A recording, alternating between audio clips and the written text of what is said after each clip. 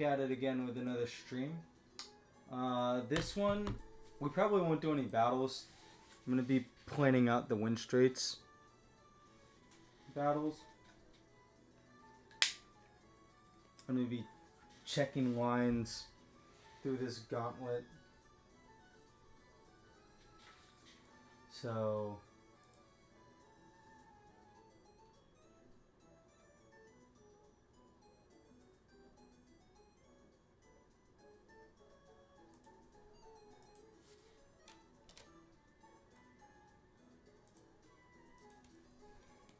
yeah, probably won't get any real battles done. We'll just be checking lines through in straights. But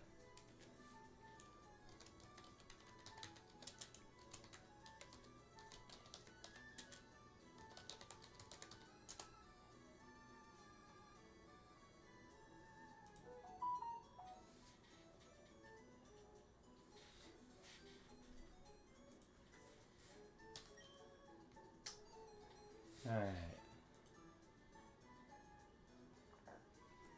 Let's start looking at this set of fights. It's 4 back-to-back-to-back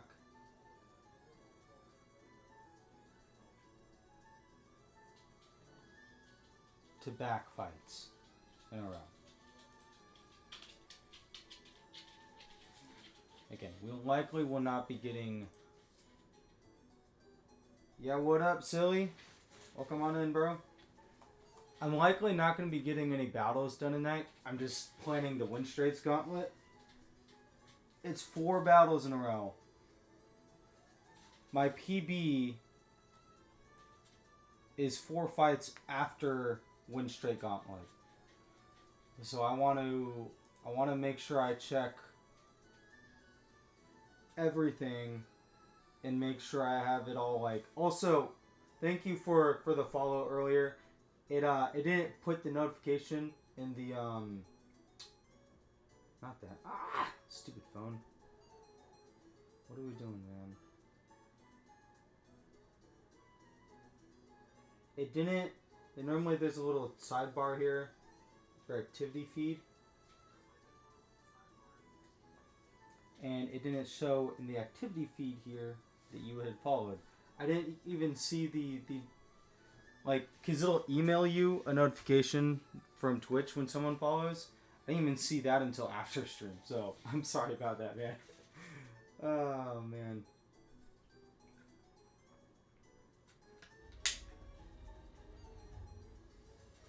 Yeah, Vivian has Protect.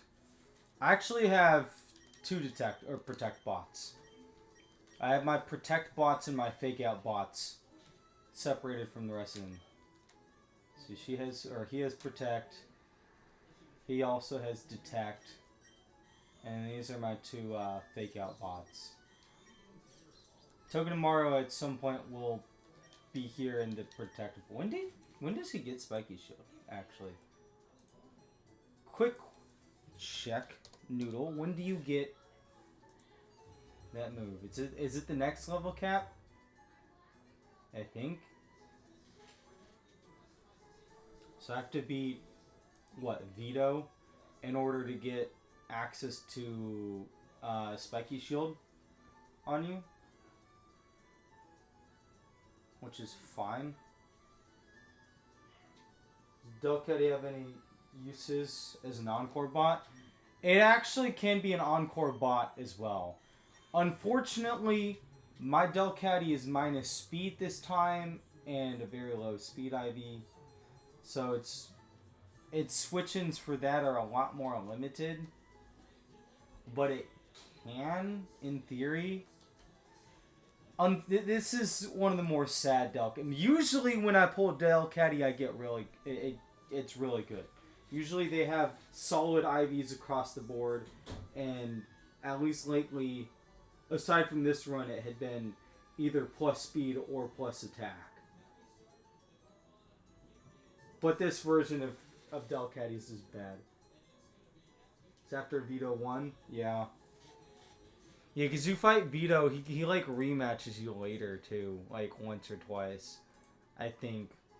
It's been forever since I played the original Gen 3 games, and I've never gotten that far in Run and Bun, as noted by my PB being in the desert.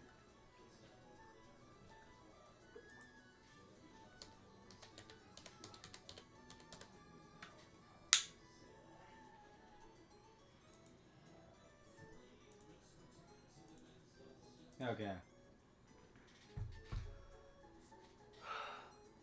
What are the leads in each of these fights? There's a 2-cannon lead. There's an Abomasnow lead. There's a Rabombi lead.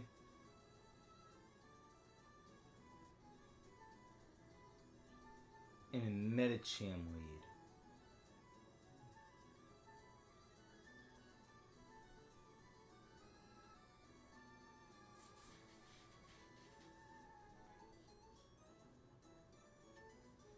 Honestly, Vivian isn't even a good protect bot against Metacham. Because he doesn't bait the right move. He baits not high jump kick.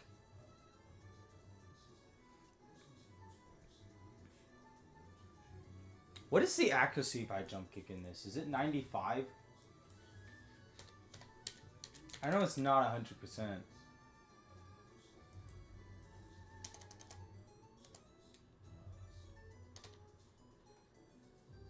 Oh, it's only 90. Oh, okay. He doesn't appear in the original game still VR? Yeah. That sounds about right.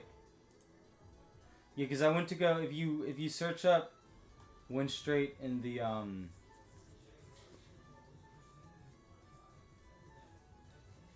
damage calculator, VR comes up first. Whoops, I forgot I still had Delicate pulled up. I'm gonna leave this screen up for a little bit until I really see kind of the lines that I'm working with, and then I'll pull up damage. Well, yeah, no, we'll pull up damage calculator. We'll just put that on screen. Doesn't hurt to have that on screen. Yeah, because what I was saying before with Vivian, right? Actually, I guess high jump kick deals considerably more damage than... Oh, because I also don't have it fully leveled up to 48 yet. What if I do this, right? Still takes quite a bit from that. Holy crap, dude.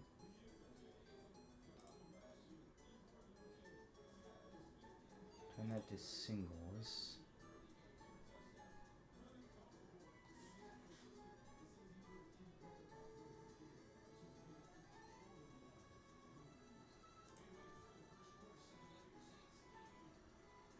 A lot from a high jump kick.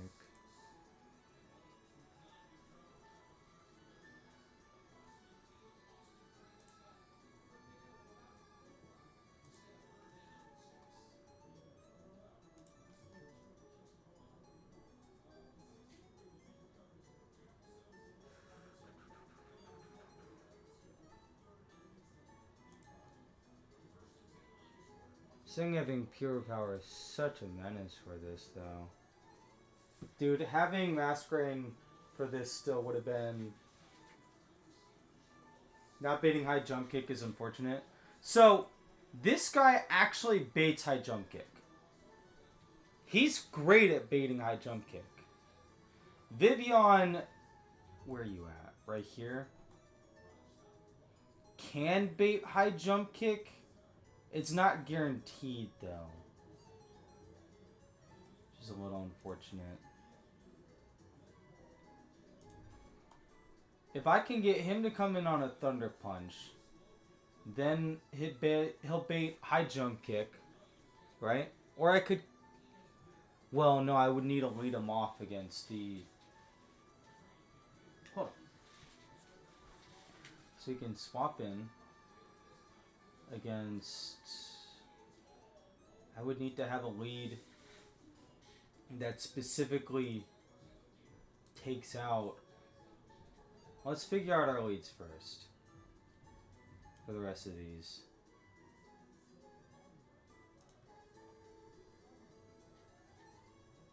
Okay. Well, Arcanine straight up one-shots 2 cannon.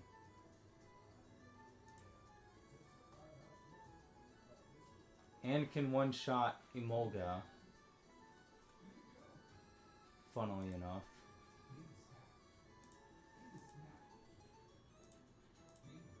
Yeah, straight up one-shots 2 cannon. That thing won't even get to attack.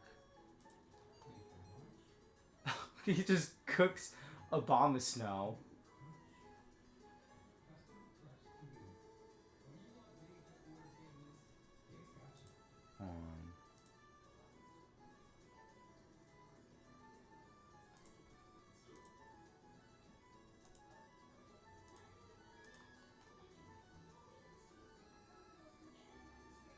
Fully takes out Scorch as well. But he would bait in this guy going for Earth Power Muddy Water. Which...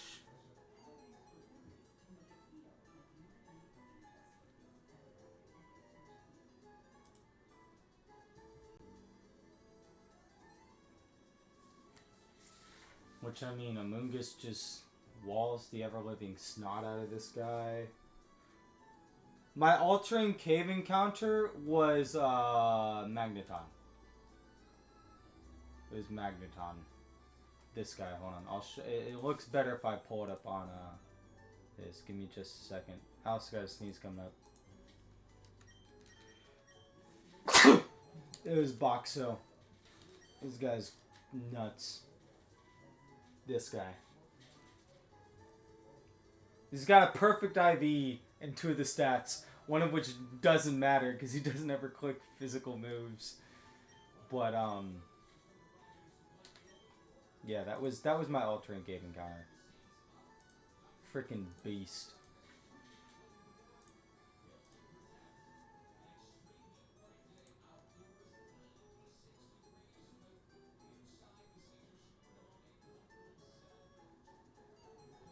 Arcanine literally cooks every single lead.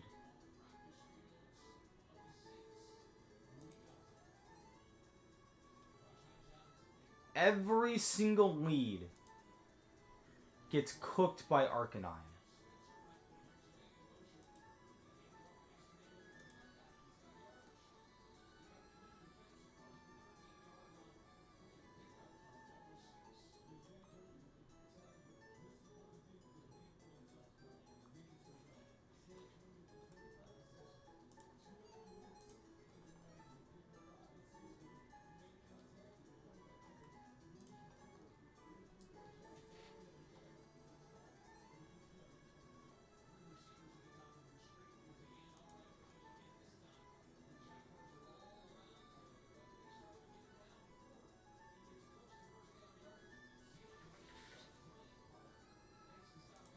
Honestly, this gauntlet is looking much easier than I initially thought it would have been. Yeah, Hemi is pretty goated.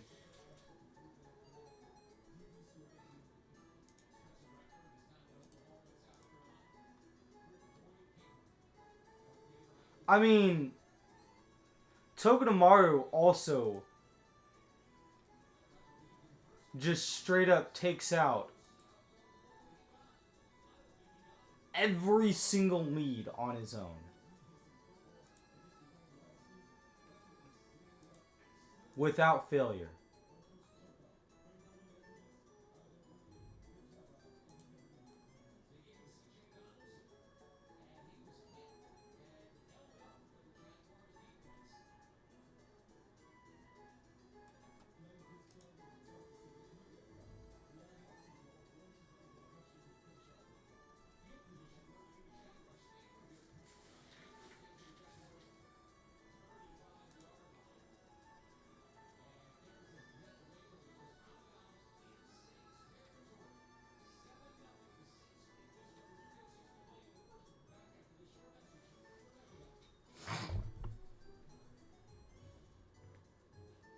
If I had 6 scannies, I would.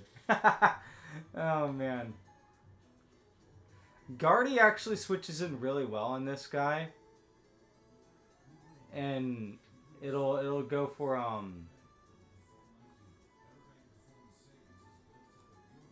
I thought I clicked Guardy here.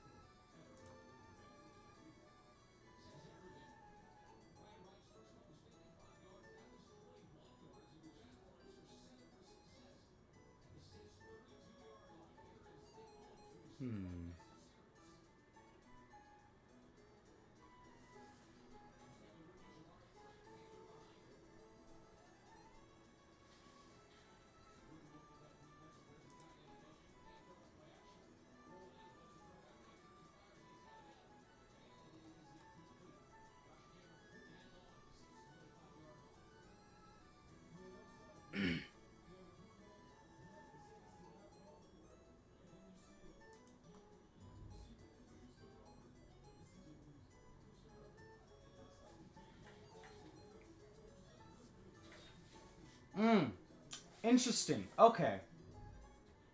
So, I have a perfect trifecta here. It's not perfect. Screw it, it is. So, Guardy can come in, right, against this guy on a high jump kick and take like 35 after leading up either Arcanine or Togedemaru, right? Yeah. Awesome sauce, right? Comes in, takes that. Then baits Thunder Punch. Guess who takes Thunder Punch like a champ and then baits Zen Headbutt? Amoonguss. So Amoonguss will then bait Zen Headbutt, which means we can go back into, or we can go into Obstagoon. Obstagoon is going to tank the Wetsit because he's just straight up immune to it. And then he can go for Detect, causing this thing to crash. And then we just rinse and repeat that again. That's that's 3 mons that we need. We need Gardevoir, we need Obstagoon, and we need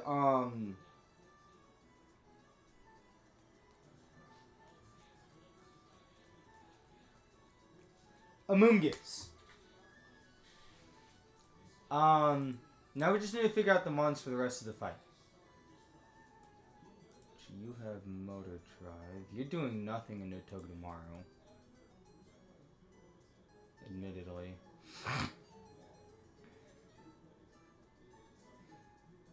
So I think the play is lead off Arcanine and then have Togi in the back. Right? Well, maybe not necessarily.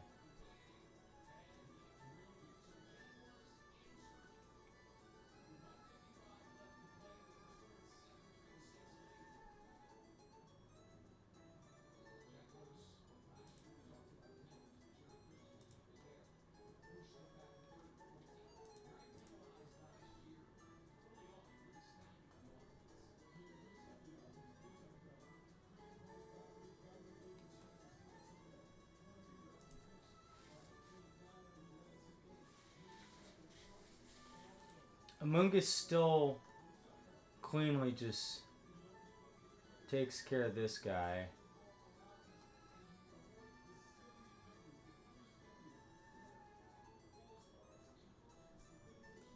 Probably give him an Oranberry.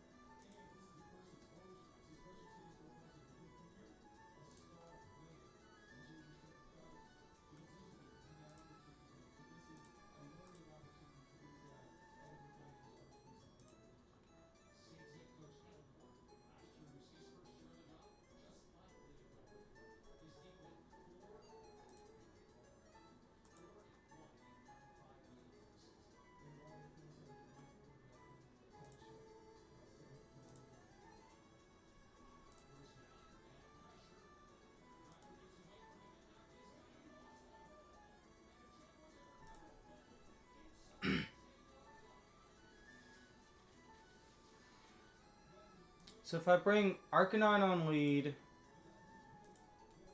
who then takes out this?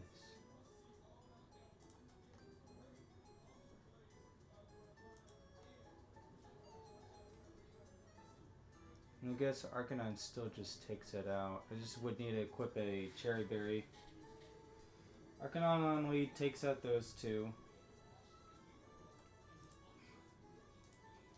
Then tanks out this guy, baits in what's his face to come in. This guy can come in and eat him for dinner. Then the Fire Lash would come in, would lower the attack. No, would lower defense. And then Arcanine just takes out that. It's 2 Pokemon for the first 2 battles. Arcanine then also takes out this guy on lead. Question is though, we'll also bait Zen Headbutt. I mean, it's fine. Gardevoir still tanks that like a champ.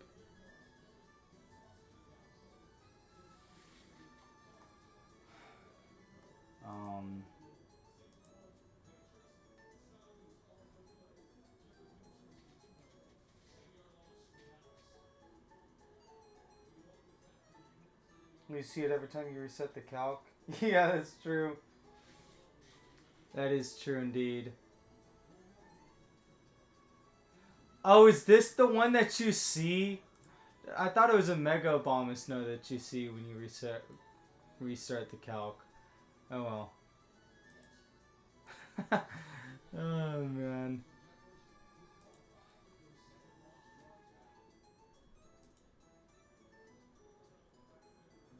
Takes out that. Takes out this guy, which we would be able to switch into.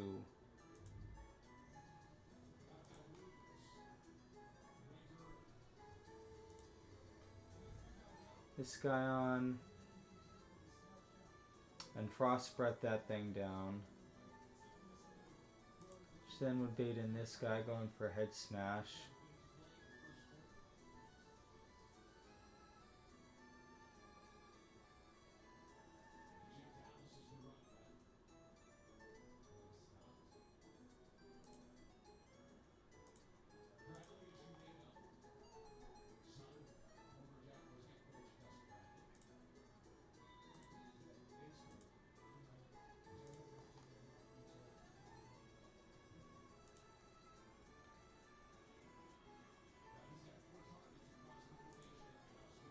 Okay. This gauntlet is actually much easier than I anticipated. Because leading off Arcanine, right? You bait either a Zen Headbutt or Jump Kick, which Gardevoir can come in on either of those moves. Then bait a Thunder Punch. We would need to bring a Citrus Berry on you. Just to kind of guarantee that it goes for Thunder Punch into what's it in case it crits.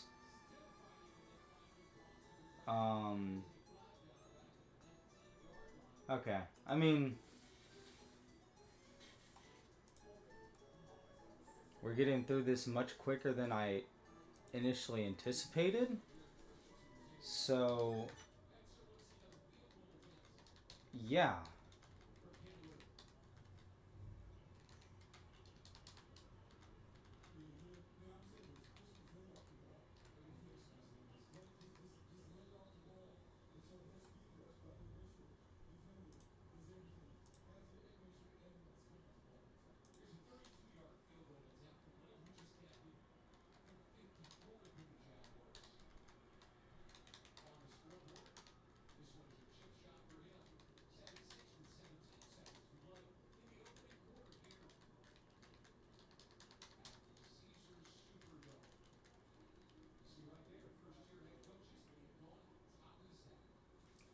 Wind strats are easy because you have so many levels on them.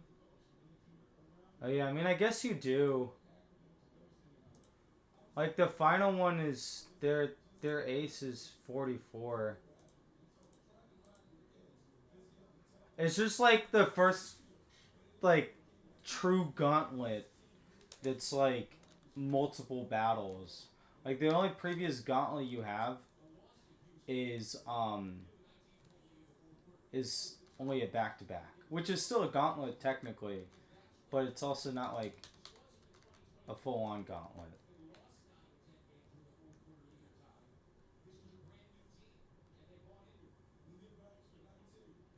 We're gonna have Gardevoir tank 2 of those. Yeah, Gardevoir's gonna have to tank 2 of those. I mean, I don't have anything that really else does it.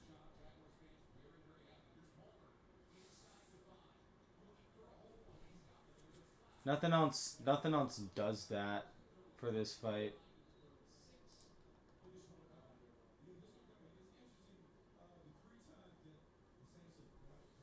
I mean, in theory, on the second high jump kick, well, no, because then he just baits random move. Yeah.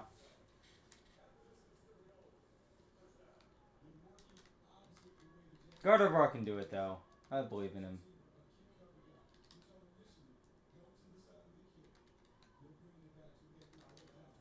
Does this thing have knockoff? No, it doesn't. But it's not like it matters, though. We'll give Oranberry to all of them.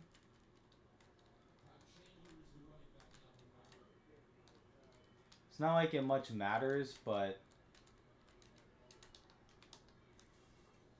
I also worry about these fights because, like, this is almost new territory for me. I've only done this fight, or this gauntlet. Whoops. I thought I hit this bullet. I've only done this gauntlet one time before.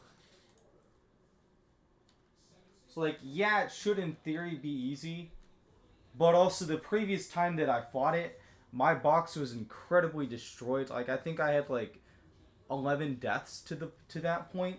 So my box was just smashed to smithereens before it even got this far.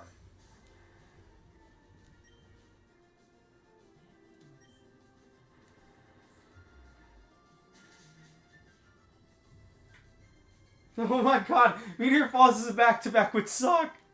Dude, that'd be terrifying! Because with that one, you get a heal in between, if I'm not mistaken. I put Cherry Berry on you, right? Thank God. Just thank God, dude. Oh, man.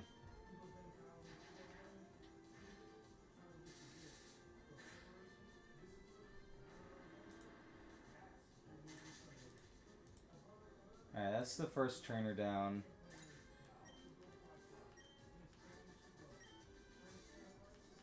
Was that a high roll? That dealt 40 damage. What was the high roll there? No, that was actually a lower roll. Wow, okay. I mean, I'll take that. Bum, bum, bum. Bum, bum, bum, bum,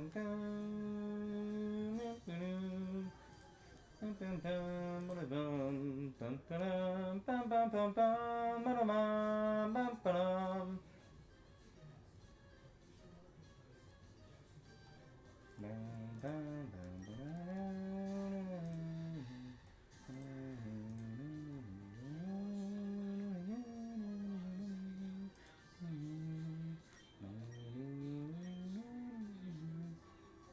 I forgot you had Ice Shard. Huh. That was a medium roll.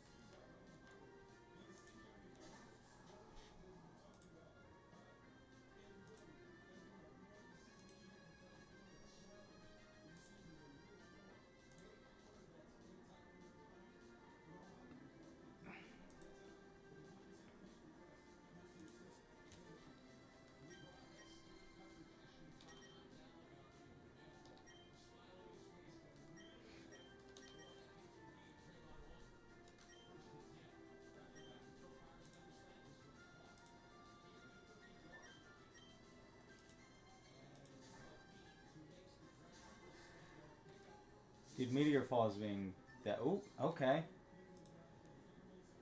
We switched in for free. Cool.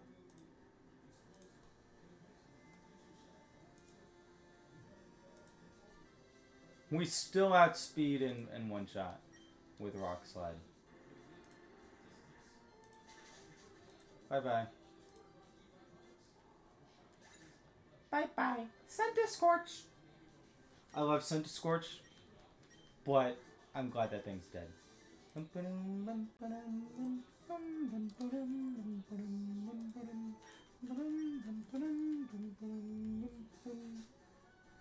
Makes up for that ice shard? Yeah. Yeah, that's true. I mean, I guess it was going to go for ice shard regardless. I just didn't even think to look at its moveset because I just one-shot it with, what, I think 3 of my 4 moves just one-shot that thing? Yeah, 3 of my 4 moves just one-shot it. And the other is priority. So, I didn't even think about Ice Shard.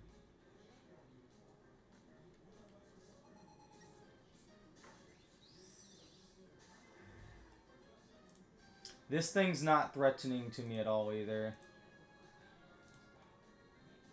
We have, again, 3 moves that just straight up OHKO this. It can go for Stun Spore as well, which is why we have the Cherry Berry. It just went damage. Cool.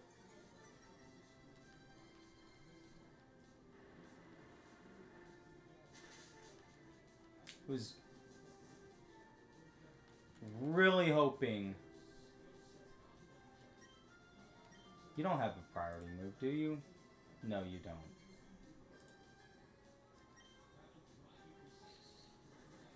I was really hoping it would go Cherry Bear or Stun Spore. But, oh well, I mean, I guess we saved the berry. Not that saving that berry does anything for us, but... Alright, Flygon comes in. We don't care about anything this thing is going to do to us. We just go straight into Eric.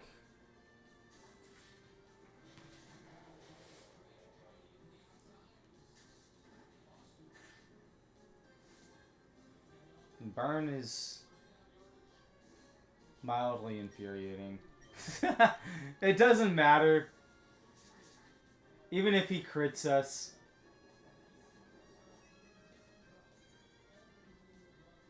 Oh man, there went our Oran Berry. We didn't even need to equip that. I don't know why I did. Oh well.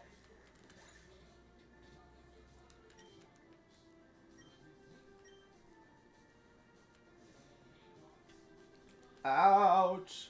That hurt! It's a Thrusty Boy! Thrusty Boy's about to die! Take a subscribe to the face.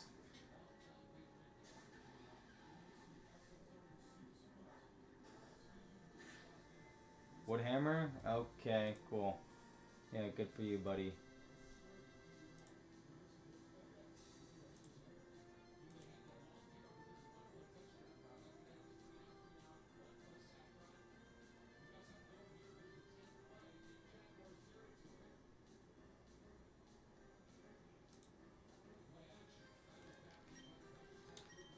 Just gonna click C-Bomb, this'll kill it. It should at least. No, it's supposed to go Earthquake. Dang it. Okay. I mean, that's annoying. Here, we'll just go Synthesis. Real quick. Okay.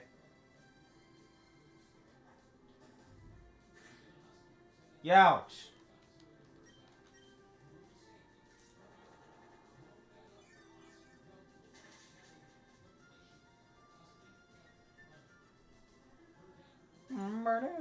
I was supposed to go Earthquake, but it's fun. There went our Oranberry. Oh man. Grandma, I need help. Oh Ah, dang, the grandma's gonna smack us.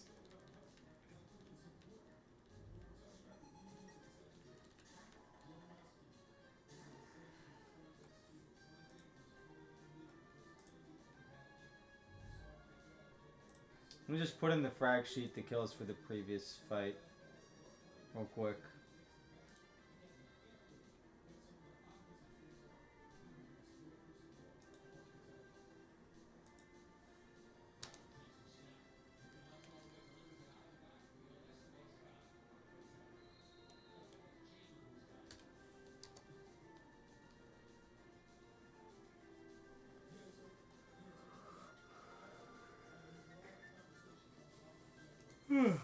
Alright, so.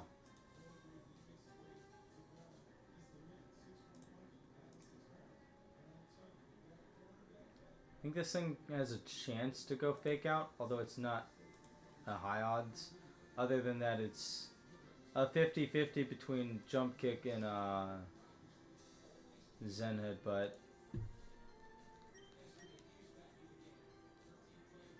Let's take it home! Actually,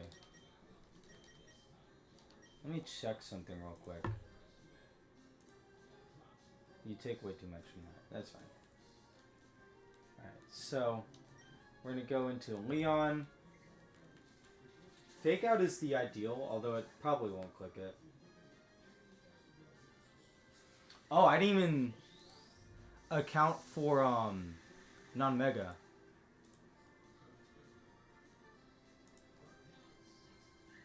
So in mega form, it was always gonna, or non-mega, it always saw a high jump kick.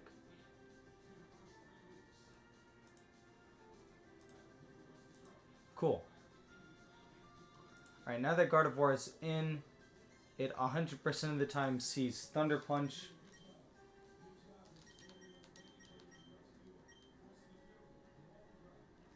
So we go into Orihime. Is there a fast kill? It'll never be fake out. Oh. Yeah, I didn't even think about that. Because if it was slow kill, it would see that. That's what I was getting it mixed up on. Because what I was thinking was in the Brawly fight, sometimes Hitmontop will use Fake Out instead of Rock Slide that sees kill into Vivian. Sometimes it'll go for Fake Out the first turn. So I guess if it was... Is that a good damage roll? I think it's a good damage roll on both of them. Let me check. 44? No, I think that was a high damage roll. 44 was smack dab in the middle. So that's a solid damage roll. That's a solid damage roll. And he dealt 39 to Orihime. That's also good. No, that's a higher roll, but it doesn't matter.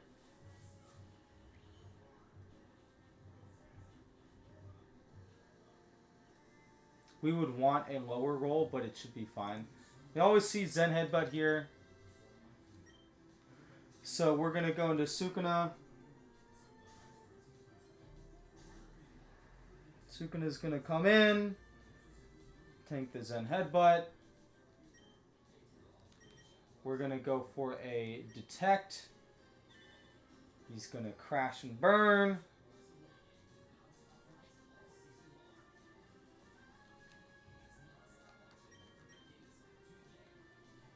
Alright. So we're going to go back into Leon. Leon is holding his Citrus Berry just in case of crit. Ha-ha! Let's go! Oh my gosh! That counts as a Leon kill because he crashed into Leon. Let's go! Leon got a kill! Oh my gosh, it was free! We didn't risk anything! Oh man, that's what... Oh, actually, that might be bad because this guy... This guy might see Pursuit. Hold on. I don't think this guy sees Pursuit, but we'll see. No, he sees Earthquake 100% of the time.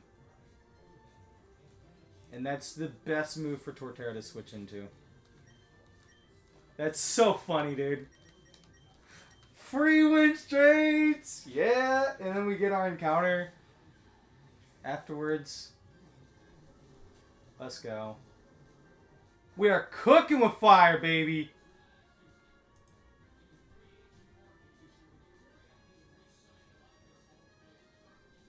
We have a chance to kill a Seed Bomb. Although I'm just gonna click Giga Drain because we heal up more than he damages us with.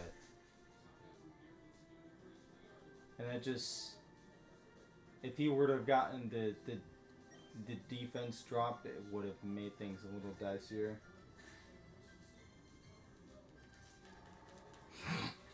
That was free. Let's go.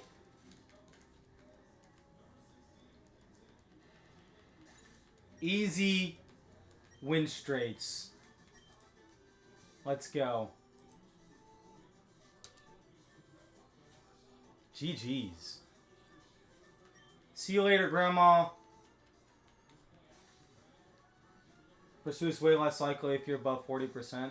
Yeah, well, also Pursuit, even with double it's into Guardy, it was showing 26 damage, or 26% damage. So double that would have been like 53%. We were safe to it. He would have needed to get a crit Pursuit. Wait, does that give us the glasses now?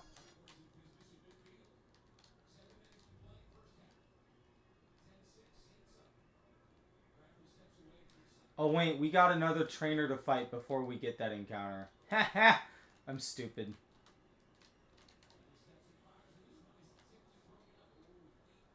Are we going into the desert this stream?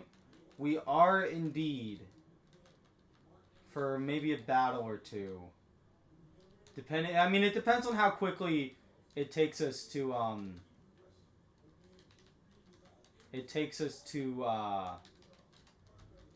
plan fights. But yeah, we should be able to at least dip our toes in there.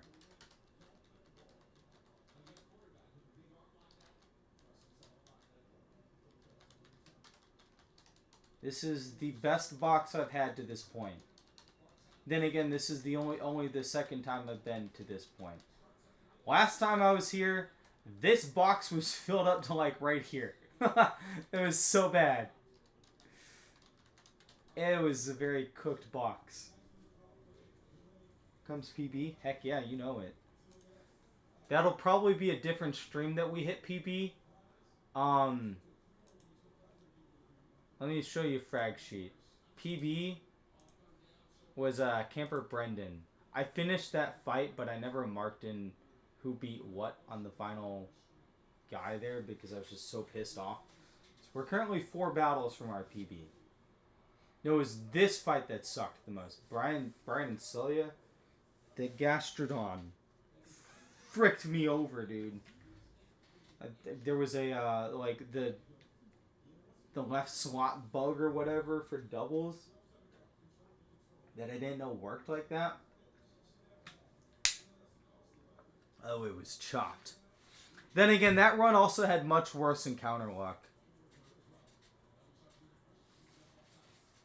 I forgot what we had in that run. But for instance, we had a goated Talonflame that was already dead instead of Gardevoir. We had Scentiscorch instead of Hamilton. We had a Serena instead of Eldegoss. I don't think we got Togedemaru that run. We might have. There was a lot of different mons we had. There were tons of bugs for spread damage. It was the spread damage bug for the left slot where it deals full damage because it's in the left slot or whatever it was. I forget how to explain it. Because that was also... How long ago was that? That was at the beginning of the summer.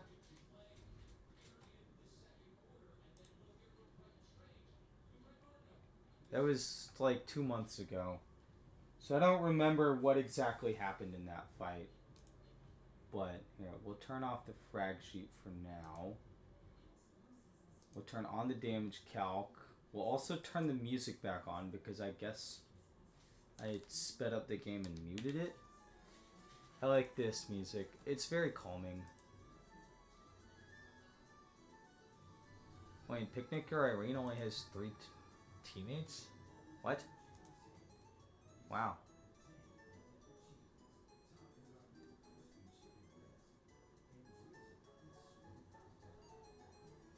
Well, Hisuian Arcanine just lost the snot out of that thing.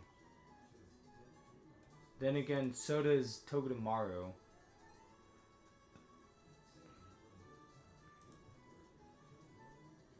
It would probably be better just to use,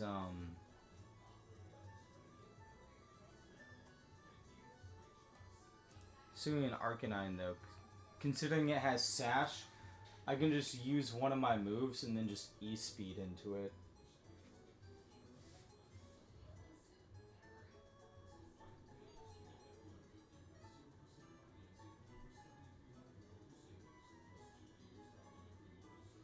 I know about that bug, but it wasn't that. That wasn't the bug that dealt it to that did me in. It was a bug where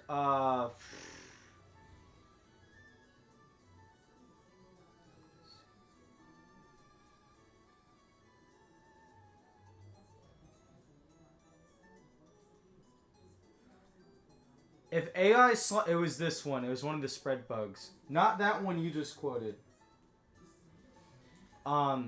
If AI slot 2, left slot when viewed in game from the player perspective, is alone on the field and uses a spread move, this move will deal single target damage to both player Pokemon. That was the bug that it was.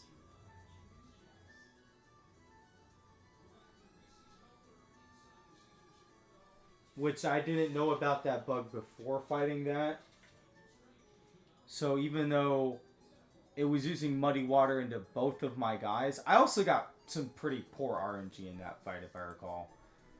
But even though it was using a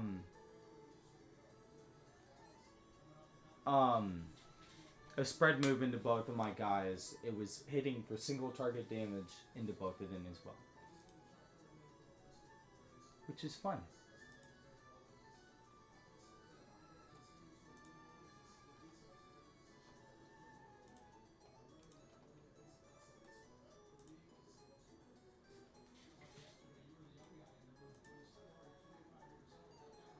Okay, if he goes Leaf Blade turn 1, then it'll likely be Clefairy that comes out next. And Clefairy just gets walled the snot out by Mungus. But if it goes for Grass Whistle instead, it'll be Stoutland that comes out. And Stoutland will only click Stomping Tantrum.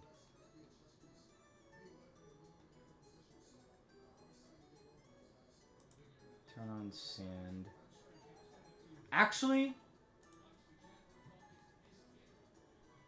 no, it'll just be Stoutland regardless, because Arcanine gets a special defense boost in the sand.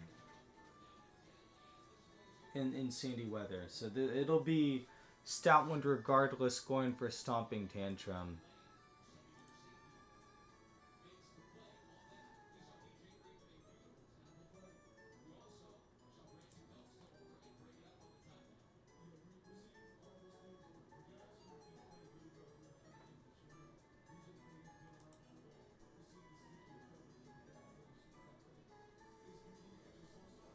Which we can just have Beware holding the Muscle Band.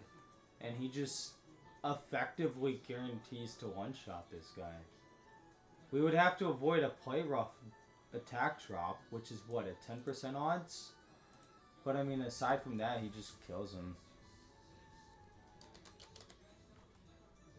It's a 10% odds. And even if he does get the 10%, we just go into frickin' Torterra. And then Torterra just walls him out. As long as we hold a Cherry Berry. And then Amoonguss just walls the snot out of this guy in the back.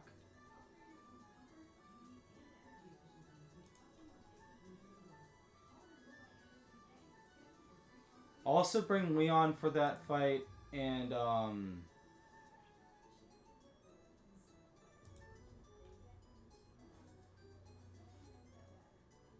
Leon and Eldegoss.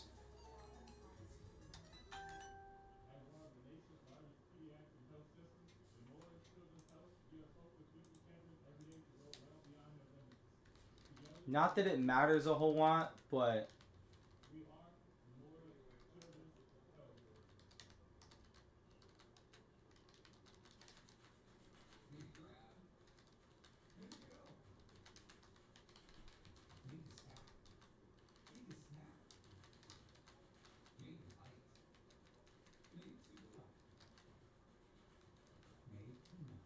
alright, so we need... where to go?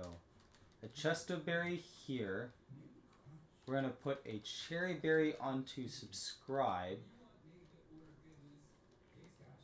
We're going to give Musclay Band to Seraphine. Real quick. Let me check if there's any items that I've missed.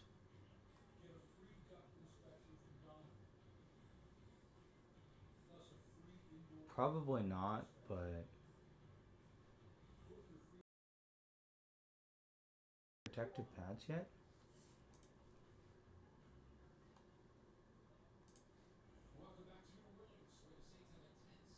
I think so. Yeah, I've gotten protective pads already.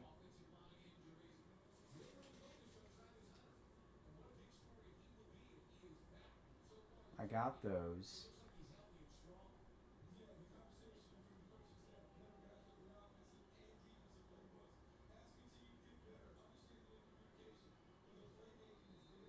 Found to the north of the pond before the desert.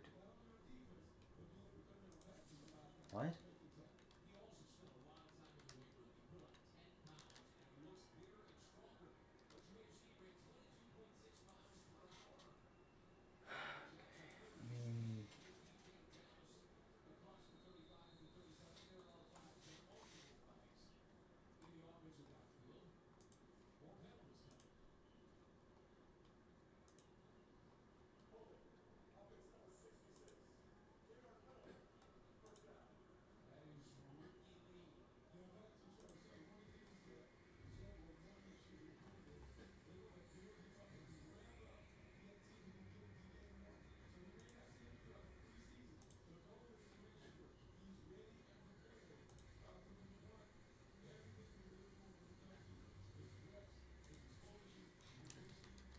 We'll just give Poison Barb, and the other two just won't get items.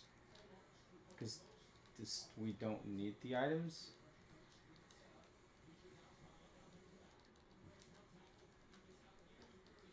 What? I'm so confused with this item, right? It says... for aerial ace, found to the north of the pond before the desert. Now how the heck do you get to the north of the pond before the desert? Unless I already picked it up. Nope. Where the heck is aerial ace then? Oh. Gotcha. I'm an idiot, it seems.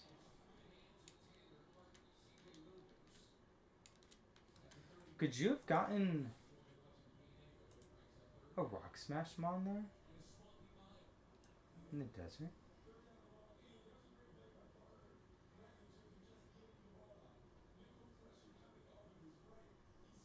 Probably not.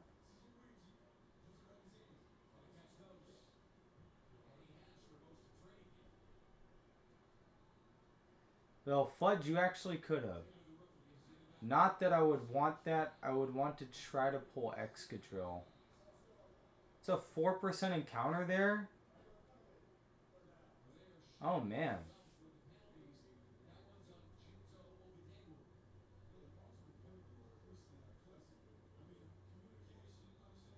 I guess Drillbur is a 10% there. And I already have Dawn Fan, so that 10% is gone.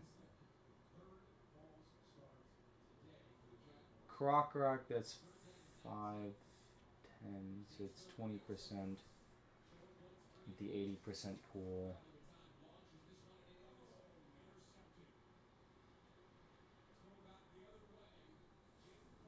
Any repeats here? Yes, I already have Dawn Fan, and I already have the what's it line? The the crocodile line. So the available encounters are Vibrava, Drillbur, Onyx, Boldor, Dwebble, and Maractus. Vibrava is the highest rate at 20% of the original table, and Drillbur is the second at 14% of the original table. Although that's 14 out of what?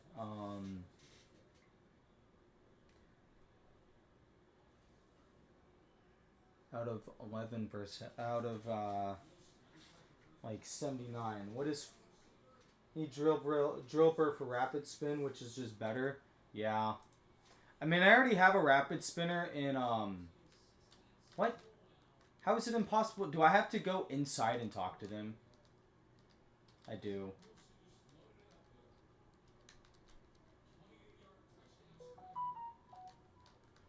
Do I have to talk to the mom? Oh, I guess it is talk to the mom. I do have Dawn Fan for rapid spin, and I have Eldegoss for rapid spin. So I have two spinners.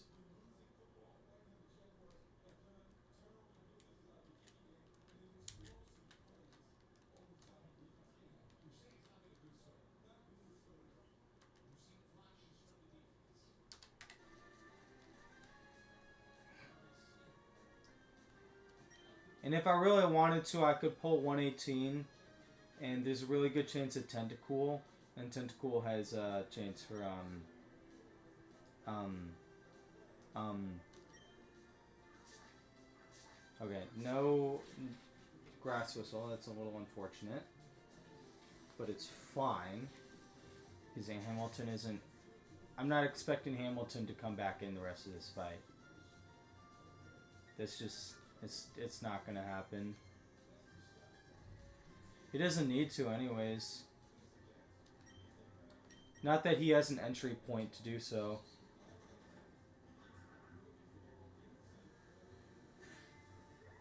Good job, Hamilton. Attaboy. Alright, this is always going to be what's his face coming in? The Stoutland. I was thinking dog, but I'm like, no, it has a name. So we're going to go into Seraphine here on Stomping Tantrum. We're also going to take Sandstorm Chip. Alright. This thing has a 10% chance to hit the attack drop, which is fine if it does. It just means that Seraphine wouldn't get the... Okay, he got the attack drop. Cool. And it's fine. It just means Seraphine won't get the kill.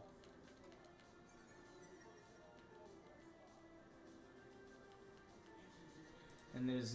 Well, actually, I could risk it for the biscuit. Right? Let's check the damage range here. Let's check the damage range here. Yeah, no, I'm not taking that. He'll die to, or she'll die to, Sandstorm Chip. So we'll just go into subscribe.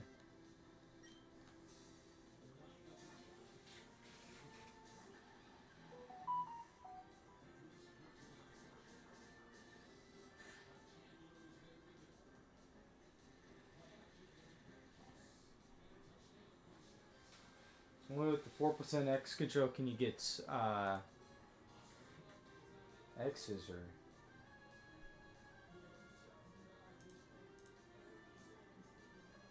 What? What do you mean? How does that get X-scissor?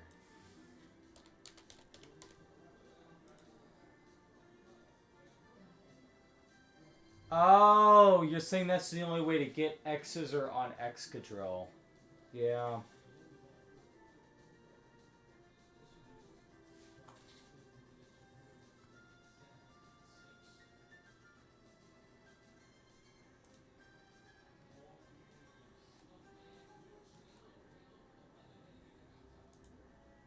That's why you were saying Drillbur was better for Rapid Spin. I got you now. 10-4.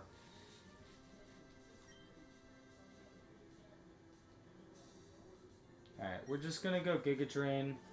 We have a Cherry Berry in case he paralyzes us. He's gonna go down. Bye bye, Stoutland.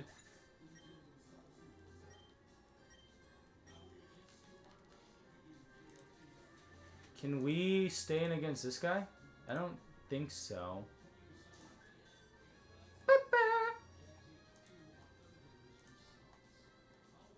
I mean, I guess we could.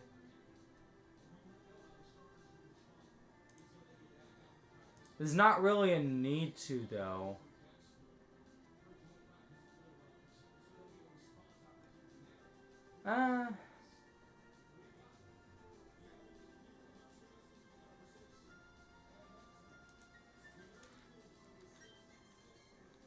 He doesn't kill us. Here. He can't kill us. I mean, the special attack drop is mildly annoying. But...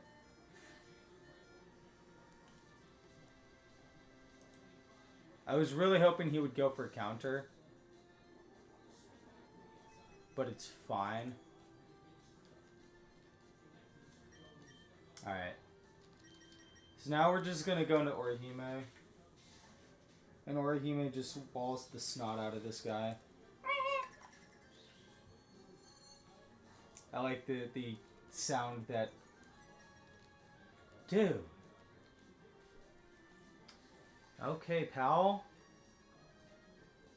I mean, I guess there's a reason why I put Poison Barb on you.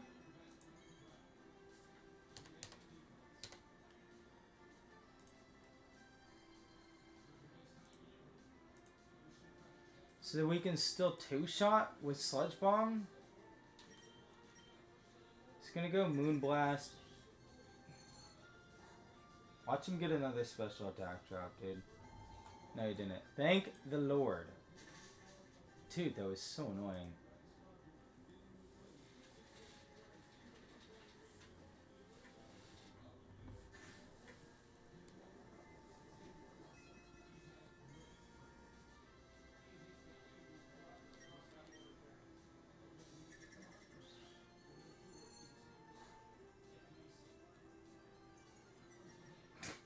Special attack drop on 3 out of the 4 one.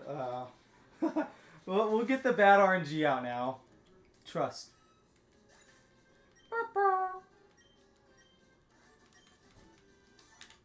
Dude, Orihime's goated, man. I love this Pokemon. Amoonguss is one of my favorite Pokemon. Then again, Poison type is my favorite typing. That's why I got this Toxapex. Last month I ordered it. Its name is Barbie. Because, you know, it's got poisonous barbs on it. 4. So I'm putting in who killed what.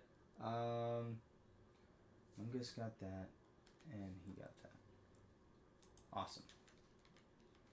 You're disgustingly cold. Ugh. Well, thank you. Thank you very much.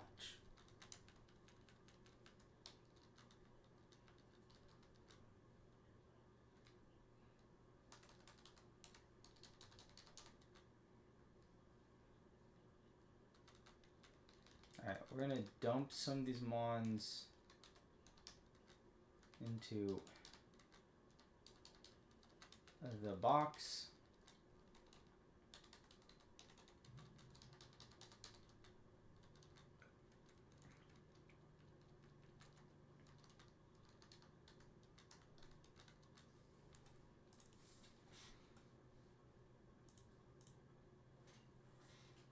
Respects to the Pex. I know, right? Toxpex is one of my favorite mons. It's not my favorite. Favorite would be... Childhood favorite was Shuckle. Although nowadays my favorite would probably be... Well, Lapras is second or first. I love Toxapex. Toxapex is like my favorite poison type. Venusaur is very much up there. Venusaur is my like up there in my favorites, but I would put Swampert as my favorite starter, even though it's lower on the favorite overall. Don't ask me. I don't know how to explain it. That's just the way it is. It was my first ever starter Pokemon that me and my brothers played with. We played it with Pokemon Sapphire when we were kids. Alright.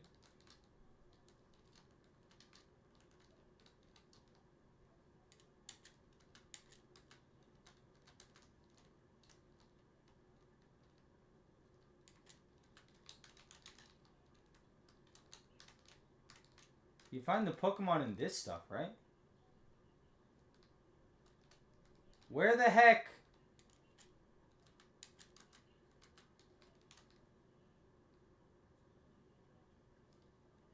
Okay, that's dupes. We already have you.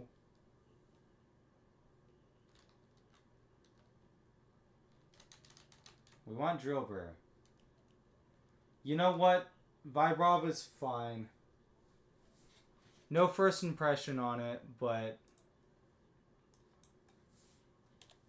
I don't think.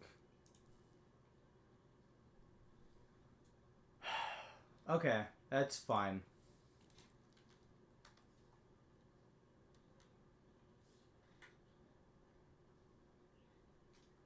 Alright, what you want to name a dog?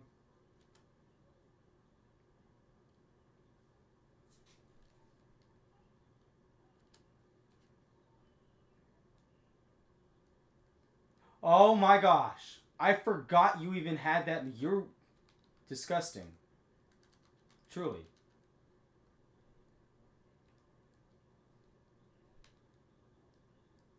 And gets the defense drop. That's totally not annoying.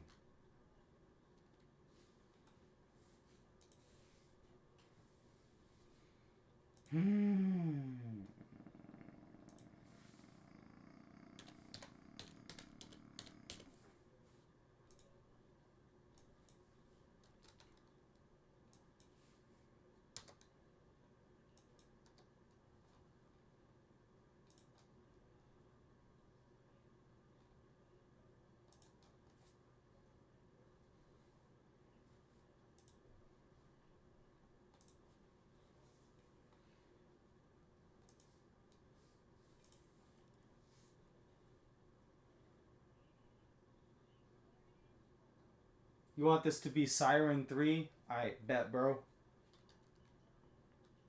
We gotta go Rapid Spin.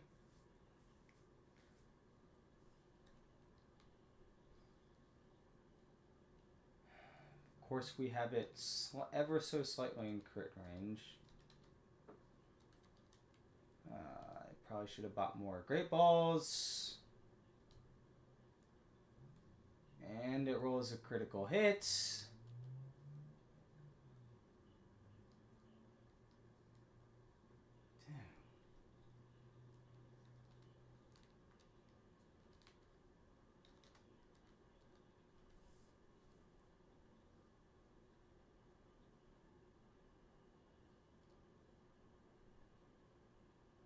Thank you. I'm gonna buy more Great Balls after this. You said you got 2 nice Flygon, 1 both Siren. One was in vanilla, one was in the run and bun. I wanted to make sure I read that full comment, not just. That's why I read it a second time. So Siren.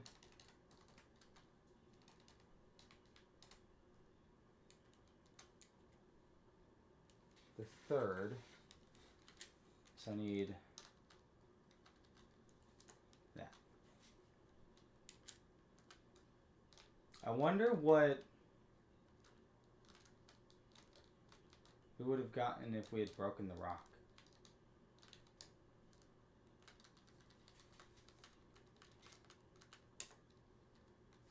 Is it worth delaying this thing for anything? Now that it's I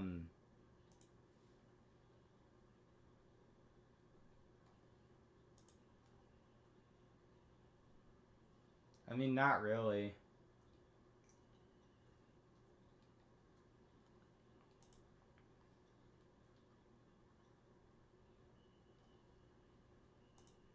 Missing out on Trapinch means you miss out on the biggest things that it gets access to, dude. You don't get first impression and you don't get leech life on it. He can learn Giga Drain via scale? What? That's a little odd.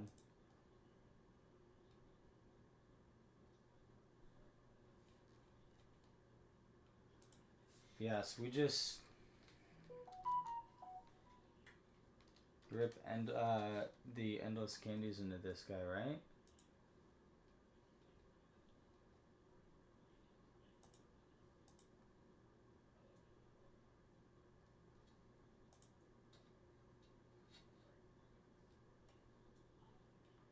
Yeah.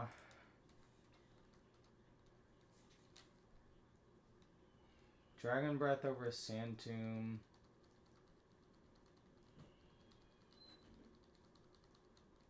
Stomping Tantrum.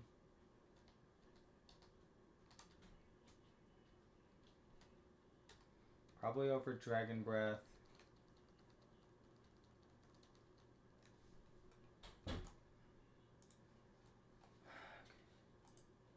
And that's just a bummer that I didn't get the move that I wanted. Or the Pokemon that I wanted.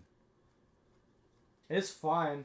That's probably the second best mon for me to have pulled there, honestly. Because I'd much rather have Vibrava than Maractus. You know, Dwebble just doesn't do a whole lot for me.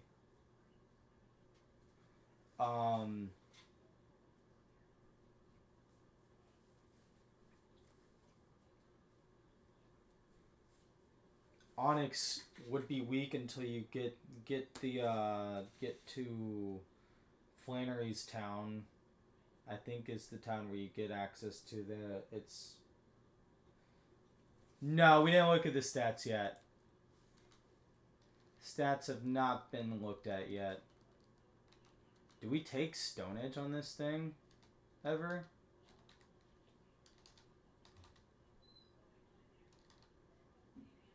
Because we take Dragon Claw at the end of this. Do we take Stone Edge over Rock Sled? I don't like to be a gambling man with accuracy. Personally. So I don't want to take it. Even if it is the better move to take. But that's just me. I hate using moves that are inaccurate.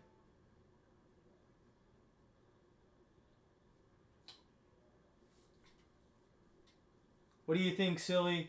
Do we take Stone Edge over Rock Slide or nah? I'll let you decide the fate with this one.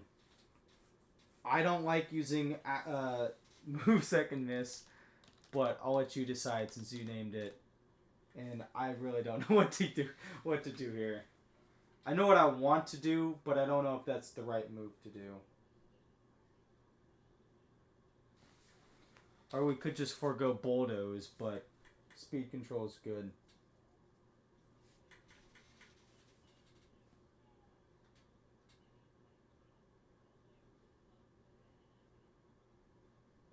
Let's go rock slide. Yeah. I mean, that's what...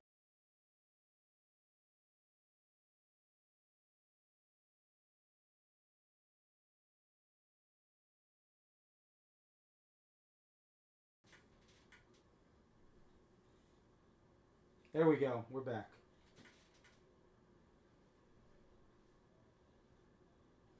Alright. We ran into some technical... I don't know why OBS disconnected there, but it did.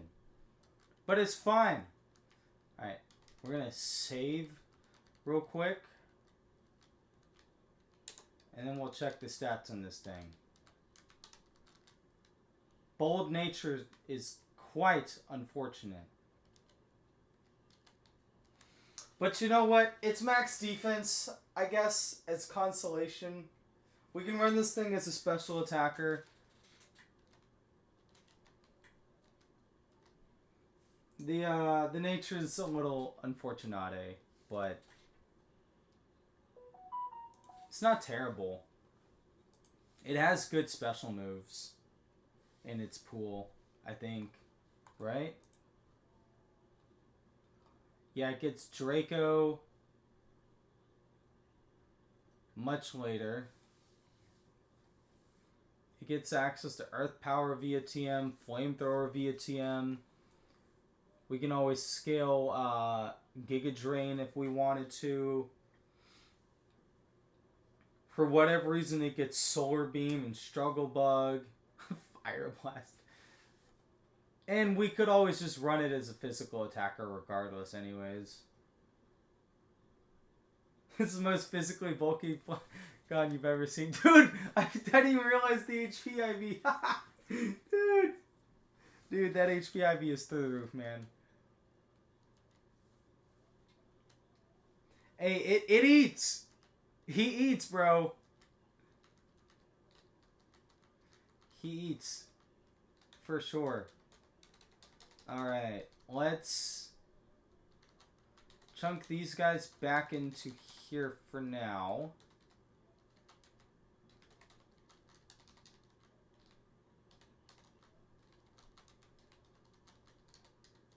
And then we'll take a look at... Oh, you need to be right here because you're a protect bot.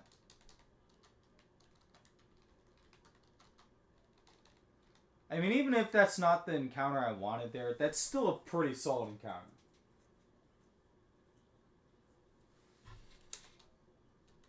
No, he has a higher defense stat. Oh, yes, it's still higher than the special attack. That's what you meant. Yeah, he still has a higher special attack than defense, or than special attack.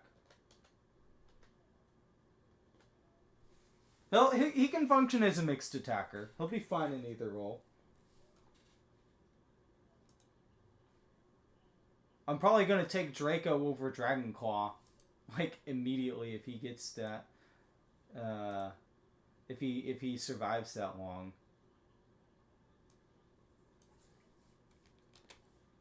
We would definitely be in PB territory at that point, because that's, what, level 69? Nice.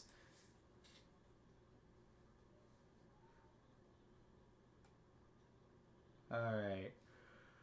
Let's throw it into the calculator. There's a 9-point difference. Even at level 100 with Sacker would work, yeah. Not that he would have a high offensive stat at that point, because his base attack, or his base special attack is only 80. So he's not going to be hitting very hard at that level.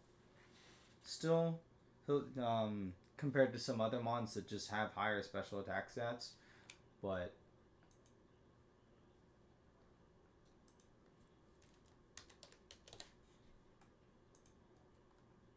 alright, let's check this next trainer.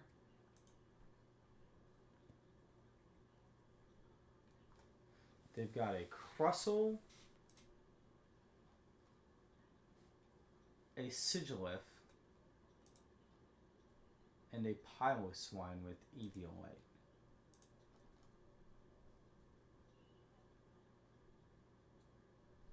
Well, again, Beware just walls the snot out of another physical attacker in Crustle.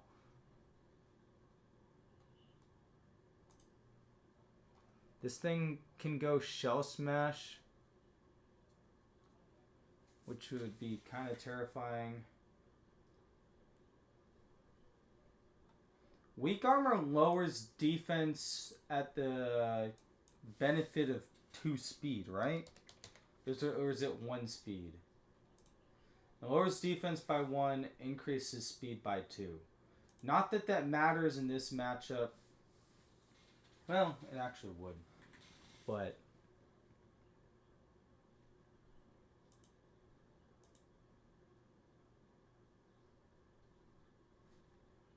...106...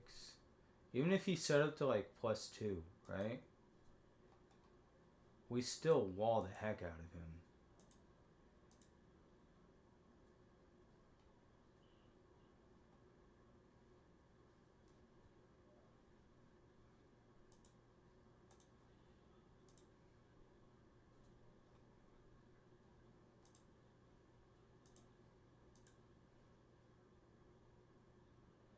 We need the Muscle Band on Beware.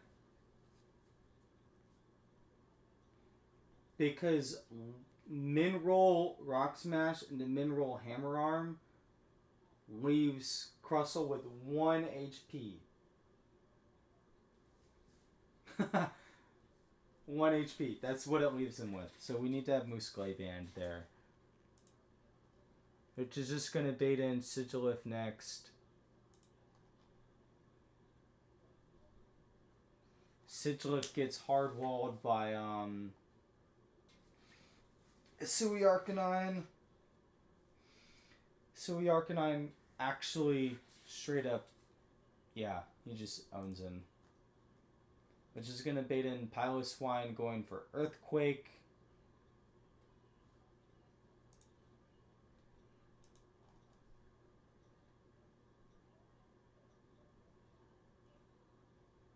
Which...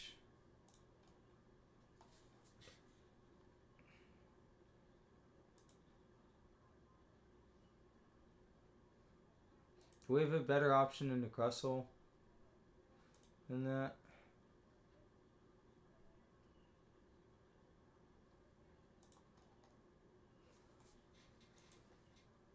Not exactly.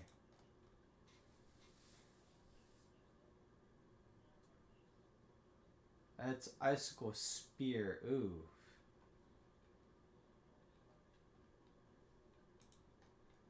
I don't like that. Not one bit.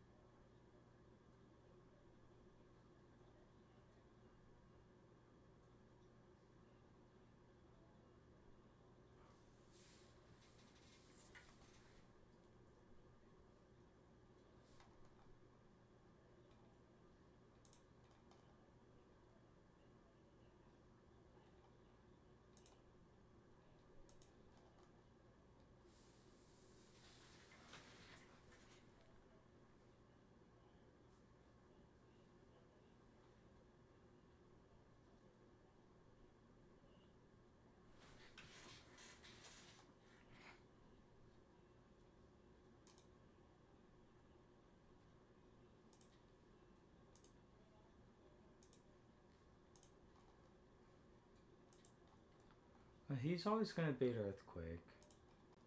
Which means we could go into Torterra on said Earthquake. He's always going to bait Icicle Spear. Well, not always, but it'll almost always be Icicle Spear. Which I guess we could pre-damage by him not to always bait Icicle Spear.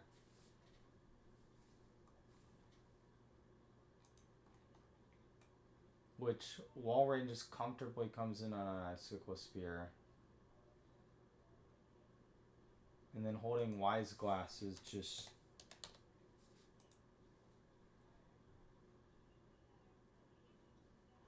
still doesn't two-shot? Are you serious, bro?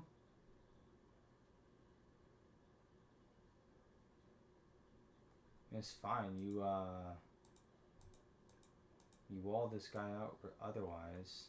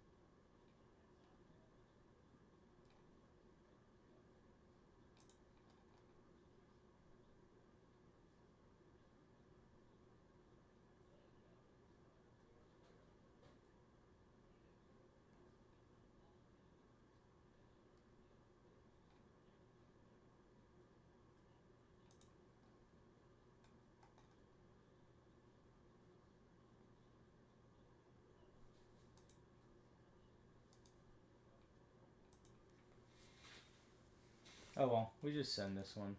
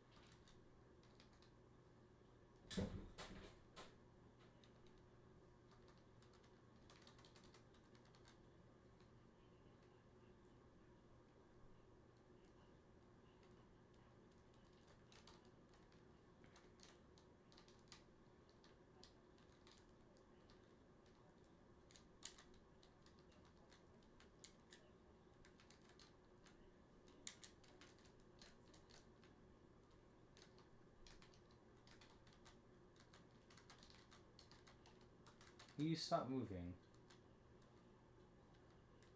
Thank you.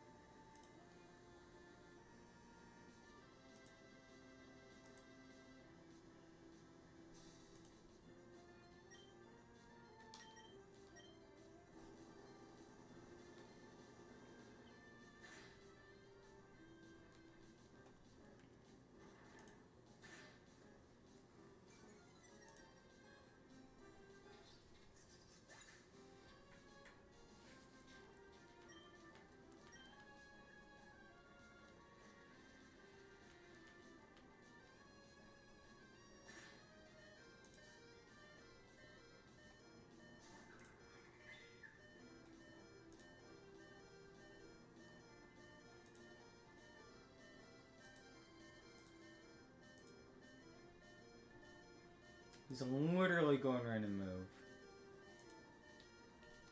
Ideally, we see Heat Wave, but it ultimately doesn't really matter what this thing sends at us.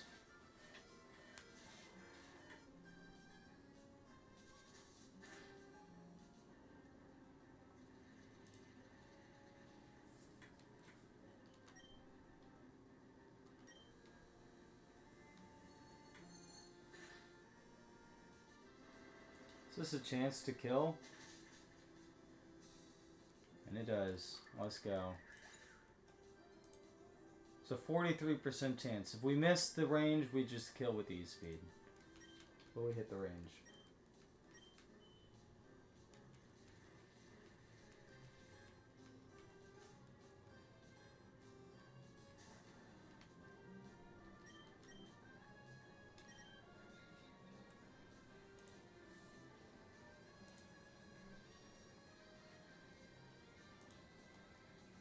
This thing's always going to go Earthquake.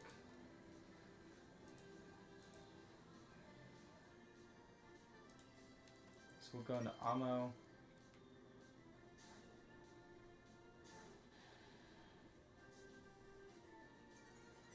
It's now -1.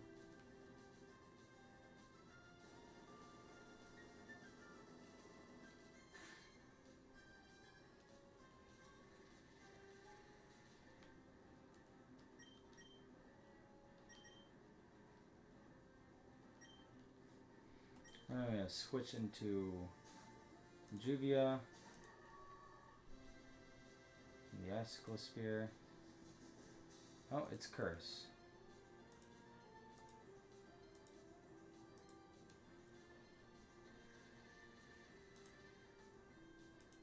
Okay, I mean, that's fine.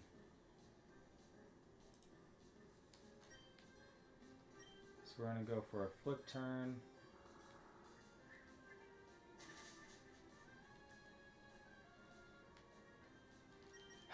We didn't even need to do that because it was -1 speed.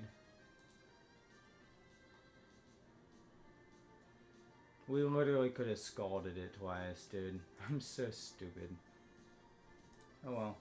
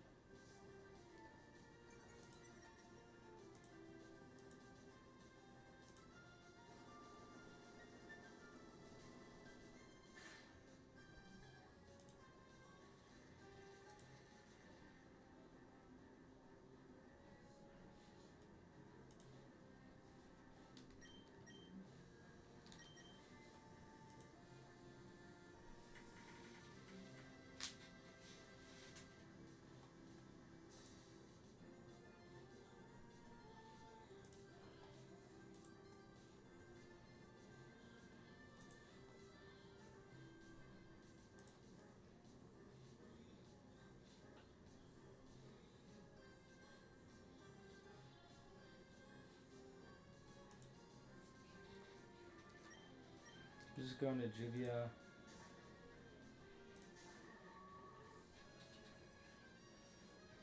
course, he goes for another Curse.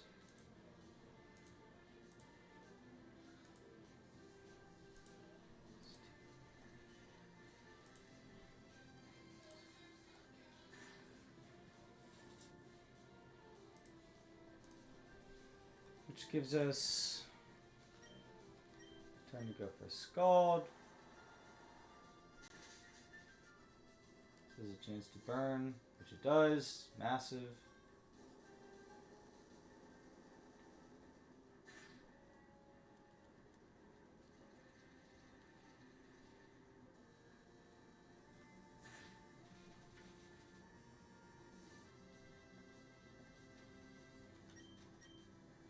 Good job, Juvia.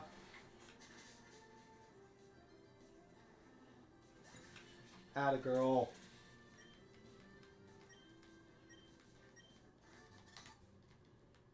Let's go. Tremendous victory. We are looking leagues better than we did last time we were here.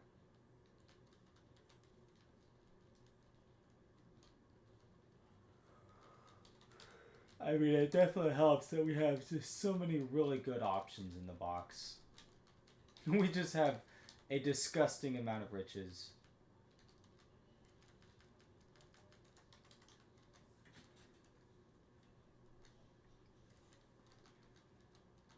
We maybe have time for one more before we need to call it.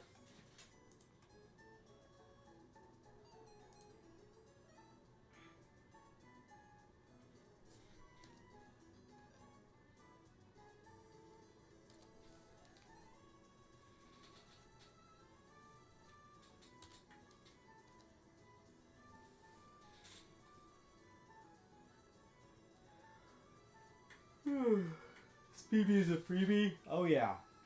Definitely, for sure. Oh, this is a double battle. Yeah. I hate double battles. They're the worst.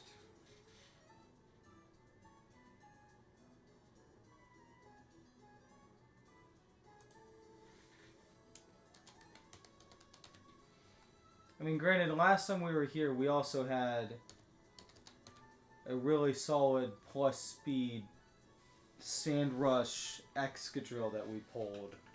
So, we outspit everything in the desert.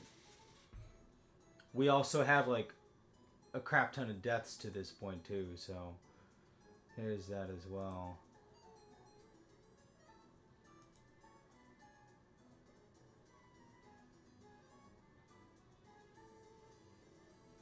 Is this a true double battle or just a double battle? Oh, it's just a double battle.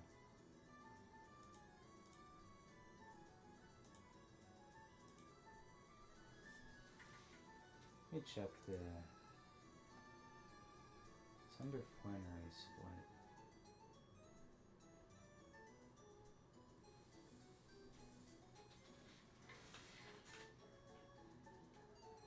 So one side has Maractus and Gastrodon. The other side is Gigalith and Nidoking. So the two leads are Gigalith and not Gigalith and Nidoking. It's Gigalith and Maractus. I don't know why I went to say Nidoking.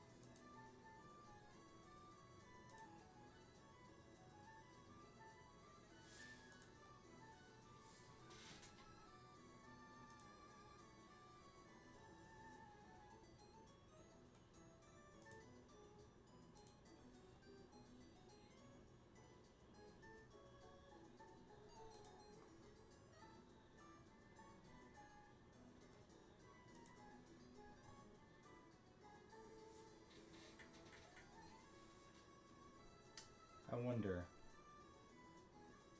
Right?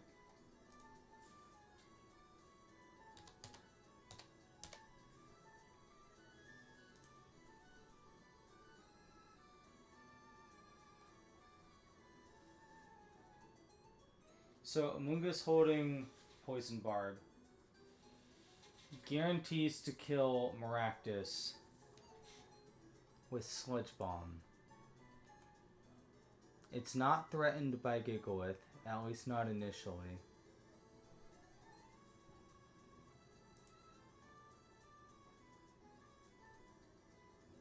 And it two shots Gastrodon.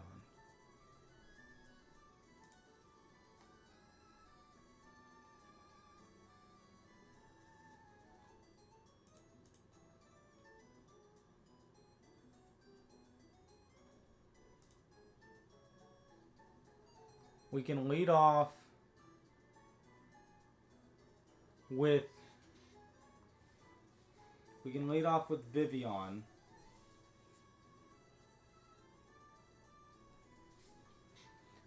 to protect the first turn while... Hold on.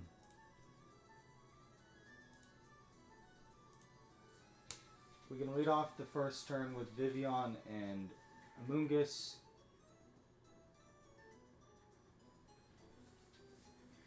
That'll bait in, and Vivian can protect.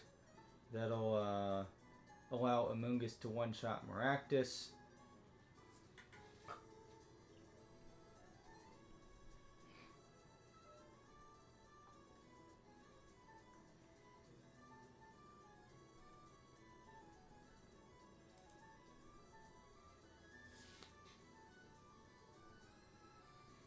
How much is Sandstorm Chip? Sandstorm Chip is 1/16th, right?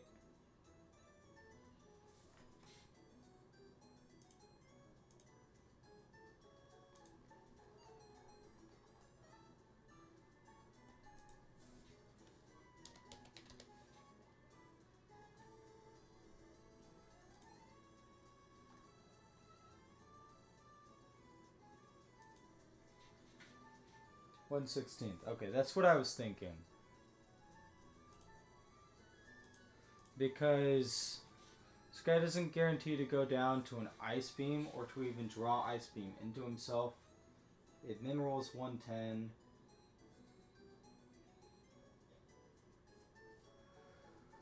So, I mean, we could just pre-damage to 110.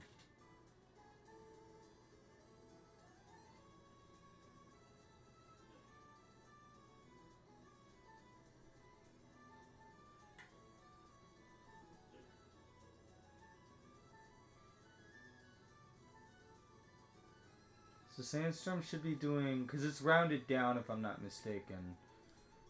So it should be doing 7 damage a pop.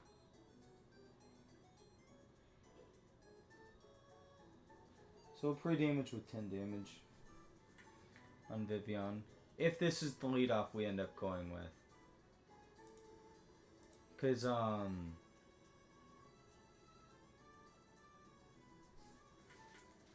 Amoonguss doesn't guarantee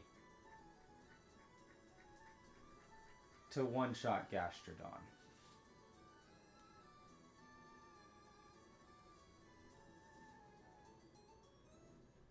In fact, it just straight up doesn't.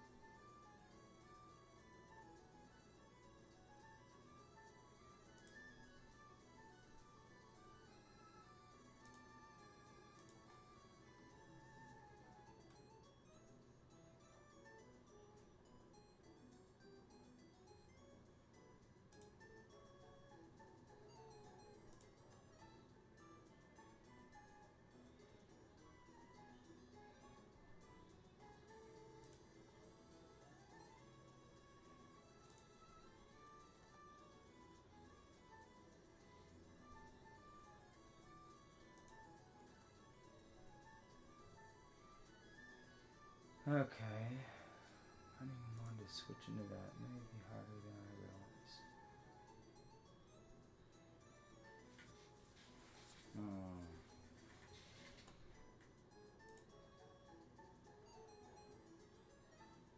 And he takes a lot from that move, though.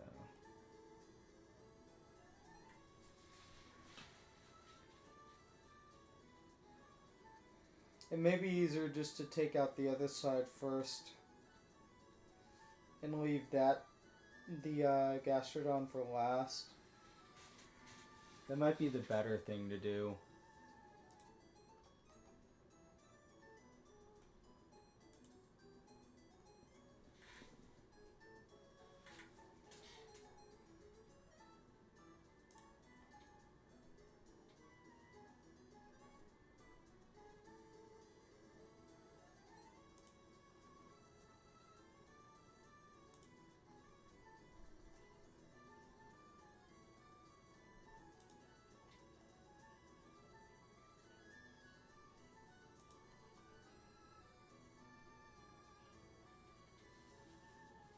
Well, that'll be 102.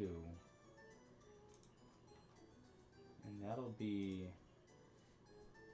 Okay, so I can do knockoff and hammer arm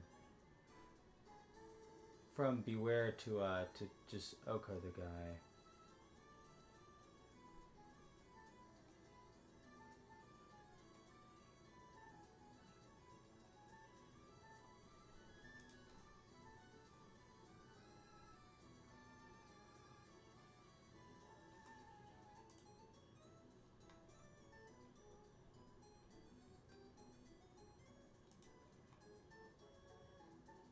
Well, I can't lead off him to knock off. Because he gets killed off by that.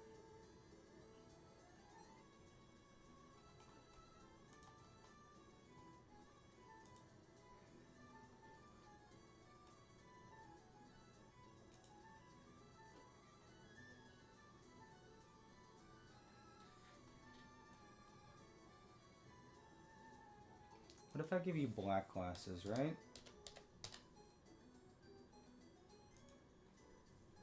Black glasses mineral is at 46.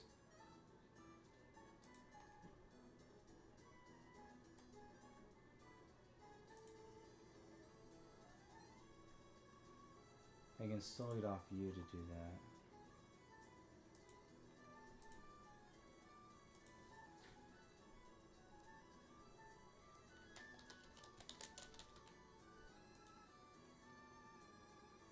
And Seed Bomb will be enough to take that guy out.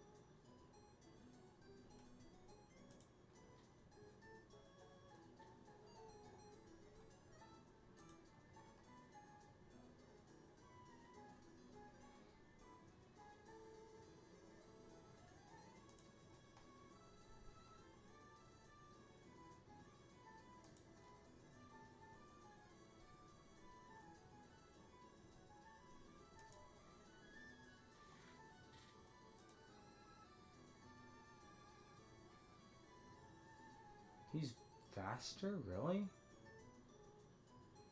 Oh, because he's plus speed. Put in Gerald. Gerald's already in, Eric. I guess you can't see all the Geralds. Now you can.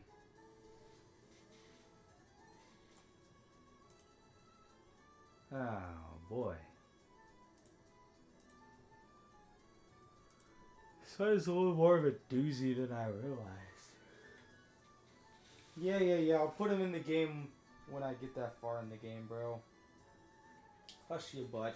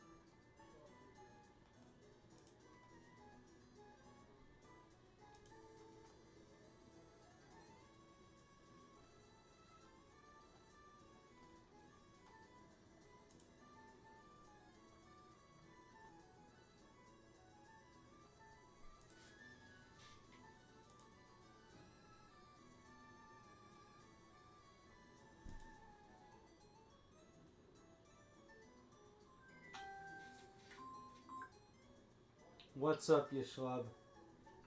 Not that much of your slump. It's why you're called somewhat a slump. What that is literally the slumpiest shirt I've ever seen in my life. What do you mean? It's got ASL on it, dude. Shirt's That is the great. ugliest shirt I've ever seen, and it's extremely slumpy. Mm-hmm. Yeah, keep telling yourself that, bro. Mm-hmm. Mm-hmm. How many wins is that slumpy shirt gonna get? Not many? 0, because that's the slumpiest shirt of them all. Mm-hmm. Either way, that is a slumpy shirt, and that's all I have to say. Okay. Deuces. Alright, deuces, bro.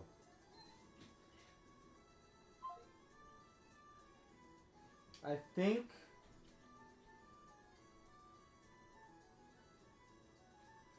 I just found the key to this fight. So, this guy takes out the lead, right? Next to this thing. Which will protect the first turn. And then the second turn...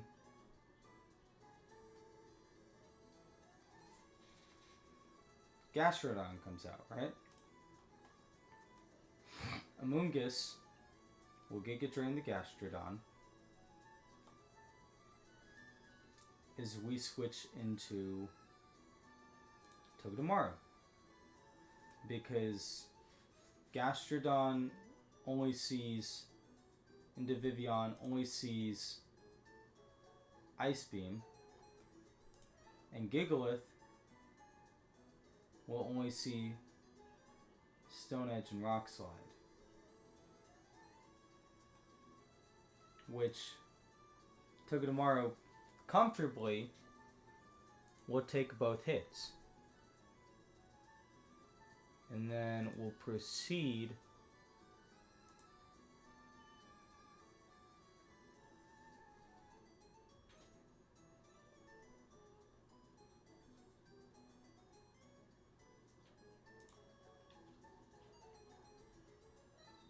to bait ground type moves from both of them. He'll bait Earth Power from one, and he'll bait... Well, it'll bait Sand Tomb or Body Press from Gigalith.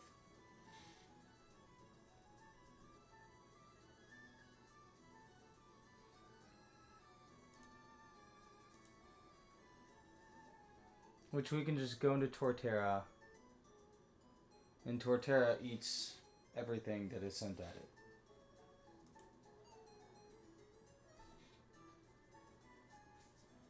Then Torterra plus What's It combined to take out the Gigalith.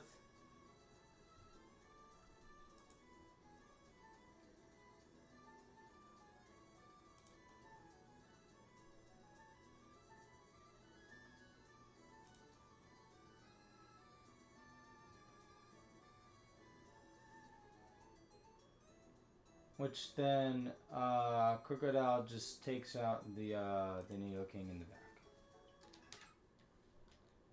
This thing? Yeah. This thing. Yeah. Quite descriptive indeed. Quite descriptive indeed.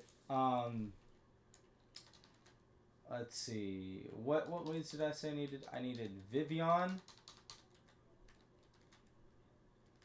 Not you. You don't do anything this fight. We need Orihime.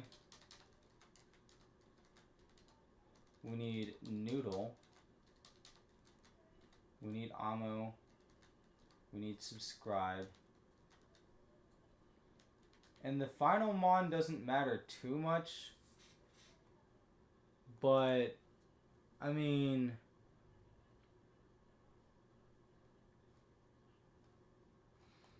I guess we'll have it be Flygon. We'll bring Siren 3 to a fight. She's not going to contribute. Most likely. But we also need to pre-damage Deku by 10. that 10? That's 9. I mean, there we go. It's fine either way. Antidote, use on Deku. He's now pre-damaged. We need to give Poison Barb to Orihime. We'll give an Oranberry to Noodle.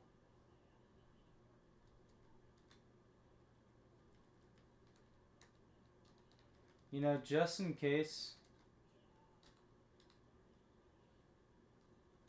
both of those Mons crit, I'm actually going to bring a different Mon to, than this guy.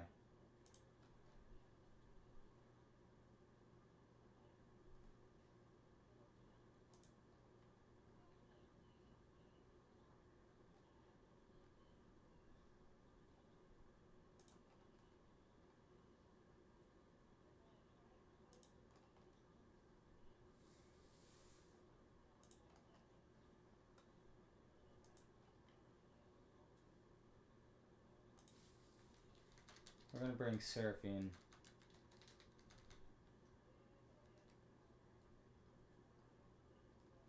How much error is there for the pre-damage? There's not really any error for the pre-damage. It didn't need to be 10 off.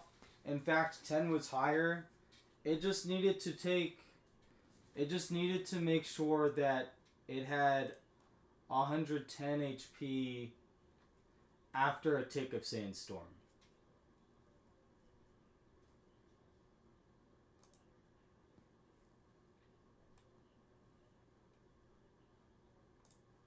And it won't overlap with Muddy Water. So, and it's...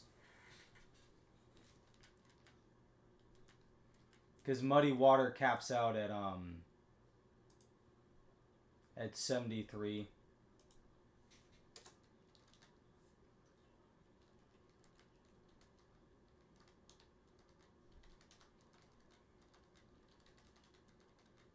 Then we'll put... Well, what's the highest damaging move? Nah, it doesn't matter.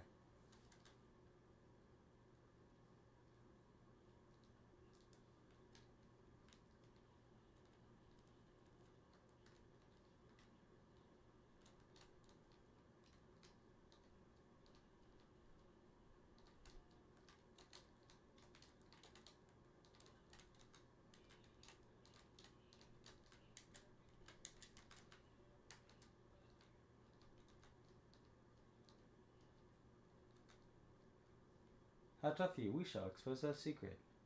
I shouldn't have come to a place like this for a picnic. Yeah, you probably shouldn't have come there for a picnic. I imagine the desert is not a great place for a picnic at all.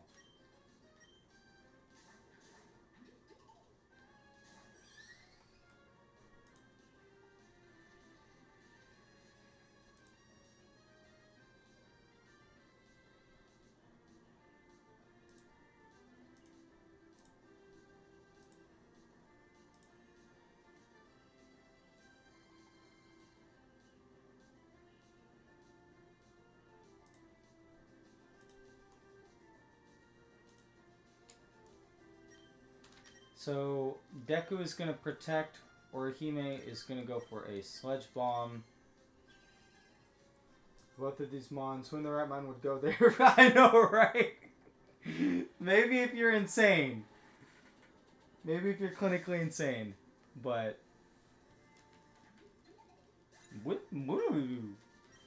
I like that, Pokemon cry that it has. This picnicker needs to go to some asylum. Maybe they just didn't check the weather report. I don't know. But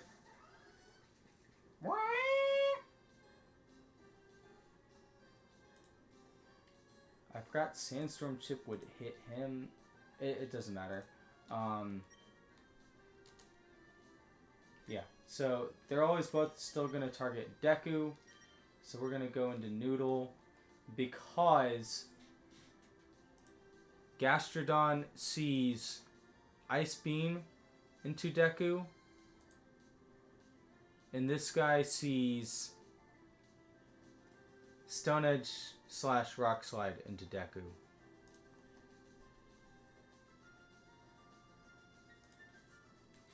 So we're going to go into Noodle. While this guy goes for a Giga Drain. Into Gastrodon. Or this gal, rather. When there's not wind, it would be alright. Yeah, that's true.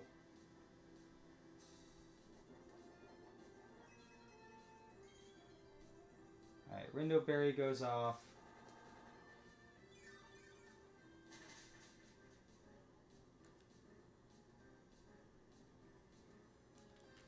I mean, even then, when there's no wind, point still stands. You're in the middle of a frickin' desert. You know,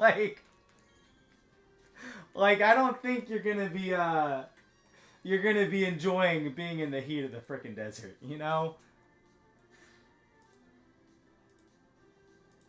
All right, so Gigalith will only see Sand Tomb. Gastrodon will only see Earth Power.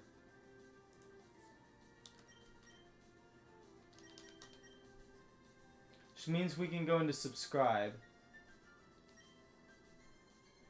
We actually could go into Deku, believe it or not, but that still kind of throws a little bit of a wrench in the plan. Maybe. I don't know.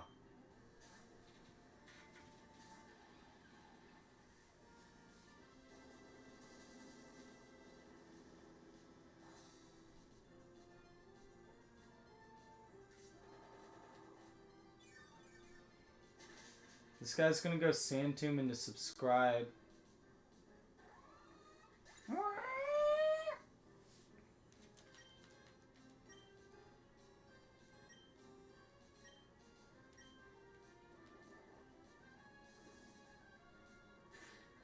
I forgot he could click Body Press, actually. Okay, that's interesting.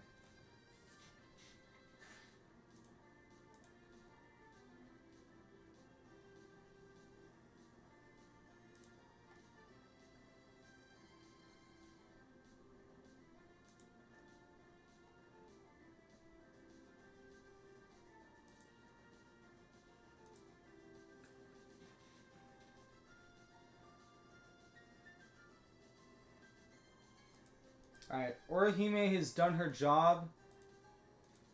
She's gonna swap out because she can get killed by a crit Stone Edge.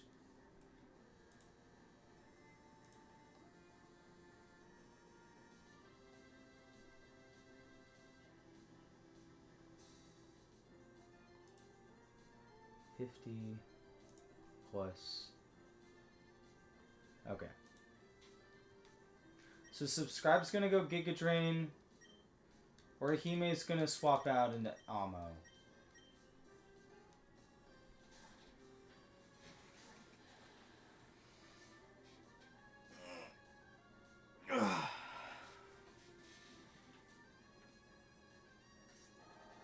Crit would be nice.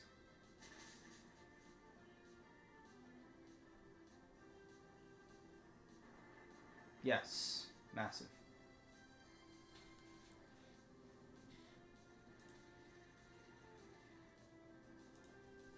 Alright, so Subscribe is going to go for another Giga Drain. And Amo is going to go for a high horsepower. High horsepower is a good range to kill. And it does, which is massive. And then she is positioned to just fast kill the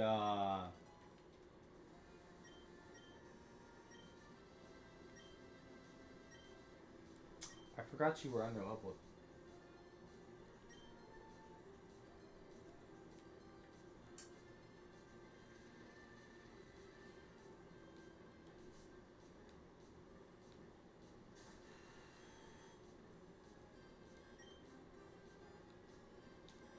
I mean, it doesn't matter what Subscribe clicks, right? Because we just outspeed and kill this thing. He can't kill us.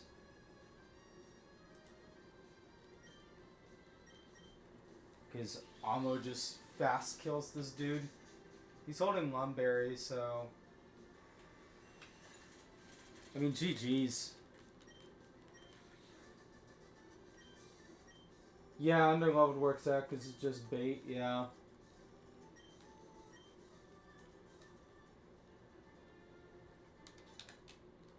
We are now one fight from PB.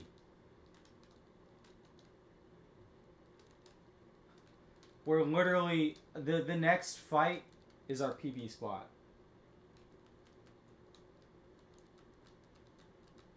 We're PBing today, baby. I don't care what it takes. We're getting that PB.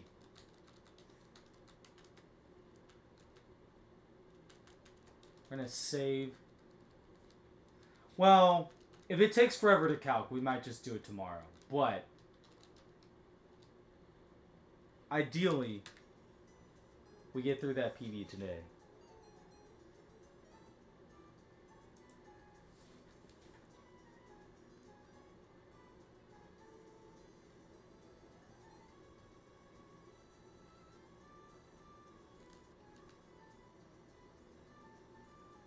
Oh, I can actually count up the number of deaths I had the previous time, because it's all on the frag sheet here. There was Masquerade was dead, Senna Scorch was dead, Talonflame was dead, Serena was dead, Orbeetle had just died that fight, Celio was dead, Sawsbuck was dead, Stoutland was dead, Quillfish was dead, and Piloswine was dead. We had 10 deaths to this point last time. That's just disgusting.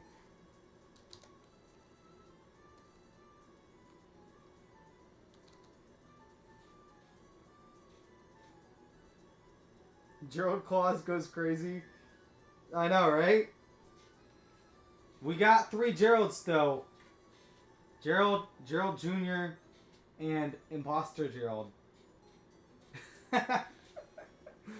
Oh, man. We getting that PB today, boys. It's happening. What's even in this fight?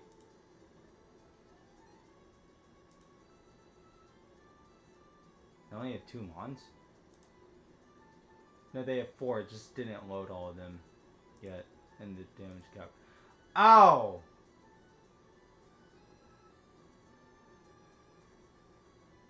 Oh, they start off with this nonsense.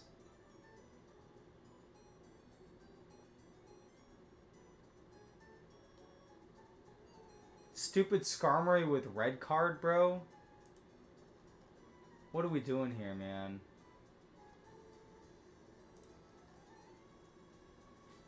Because red card just bounces back the attacker, right?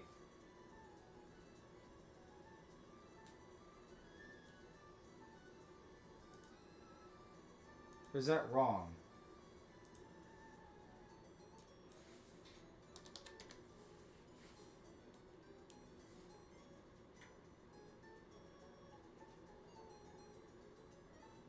If only Bottom Fox wasn't such a slub.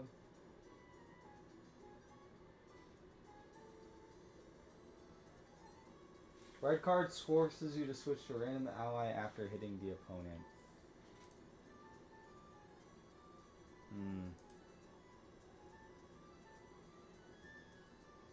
That's mildly annoying.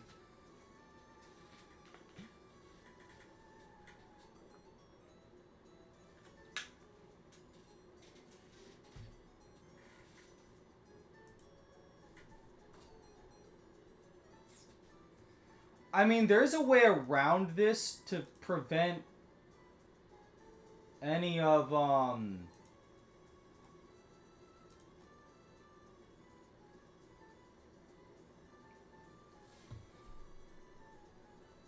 No, because he's slower.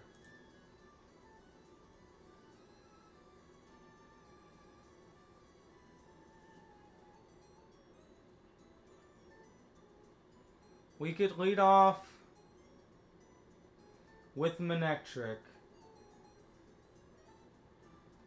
Pre-damage to a point to always bait body press.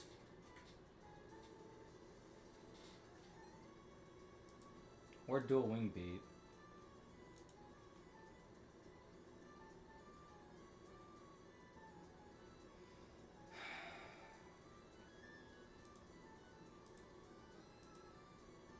This fight's just annoying.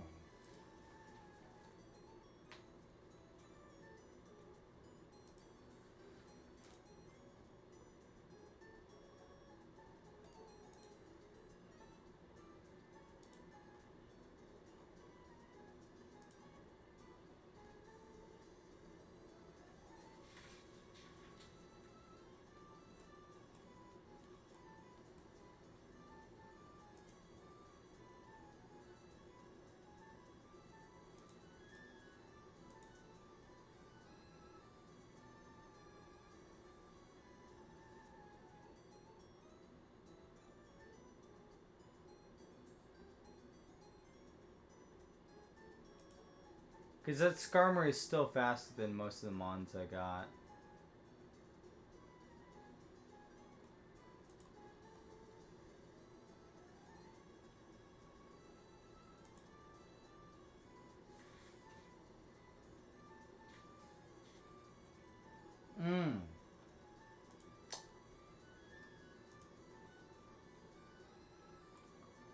That's a good question.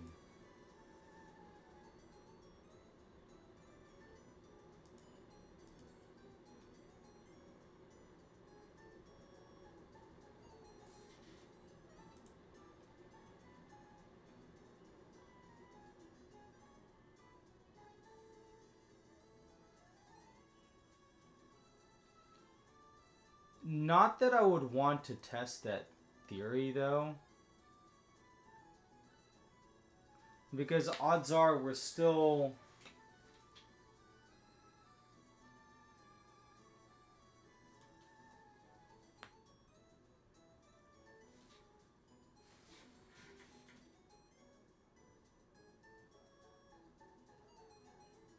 If you set PB today, you'll set your own PB today, too? Oh, nice. Your PB, at least in the Discord, showed up as, what? Museum Grunts? Which, given the knowledge that you've mentioned in chat and whatnot, I find Museum Grunts kind of hard to believe. But, oh gosh, Zareed just whacks up on everybody.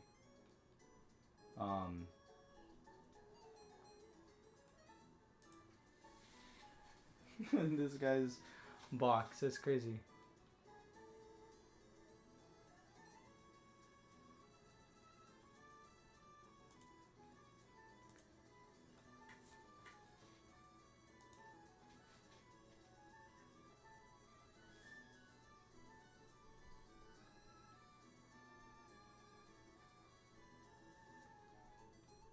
I wouldn't even really want to lead with the with any of the guys that have knockoff though, because it doesn't really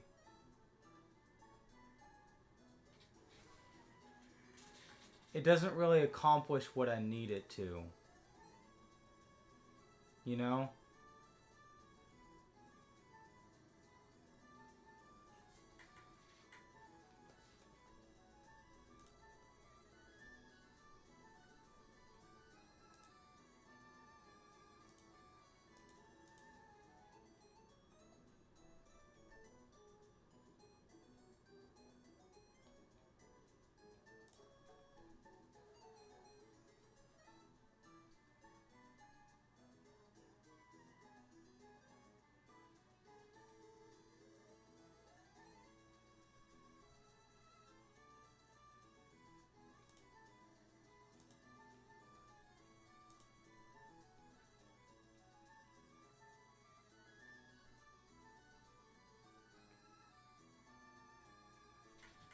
A little bit back there because you started probably Nuzlocke the game very recently instead of playing it normally.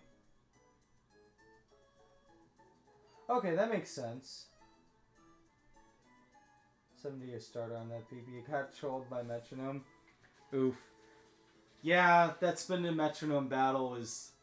It's very funny, but it can also be kind of annoying too.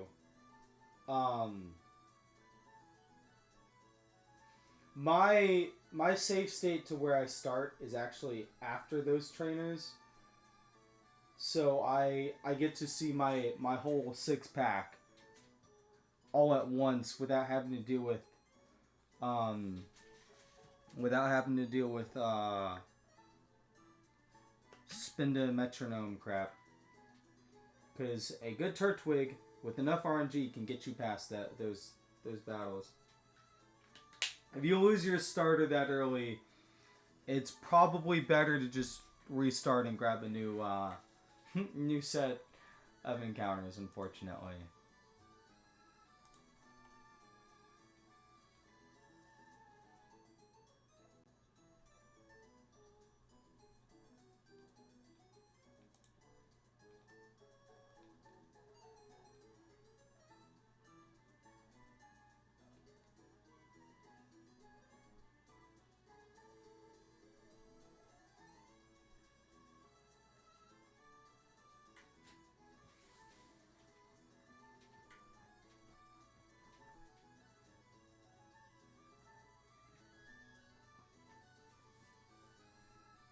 The policy is to always play it as far as you can possibly get. Which isn't the optimal way to play, but it is fun. That's fair. That's fair. I mean, me personally, if I lose my starter before Brawly, I'm just taking a reset. That's just me personally, but... And if I lose a Mon before Museum Grunts, I restart too.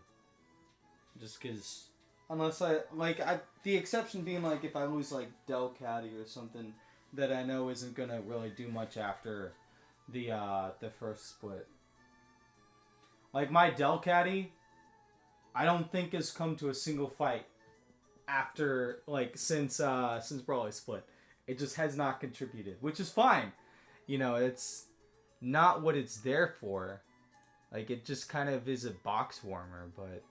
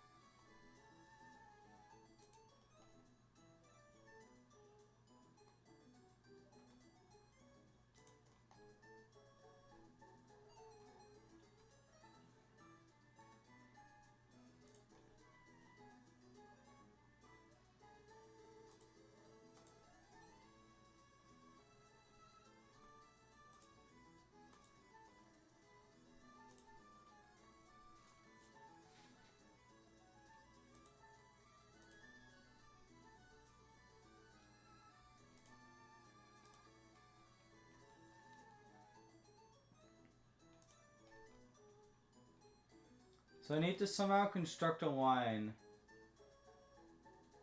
that is able to function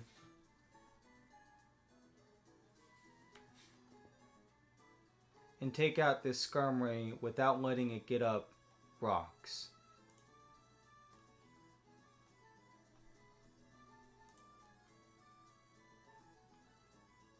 Or spikes.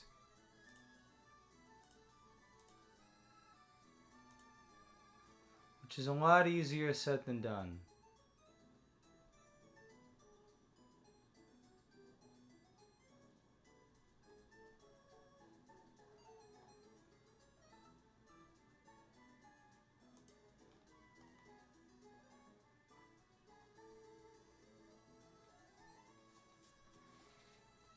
Because I can pre-damage Manectric, right?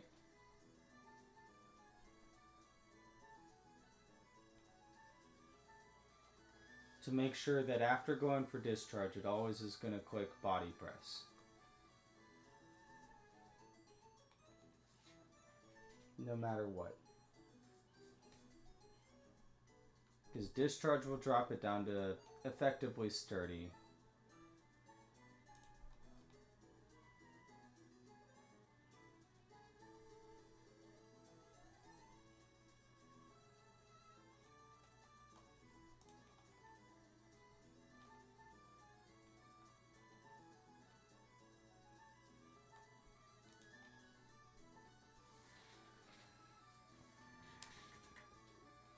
So I can probably bring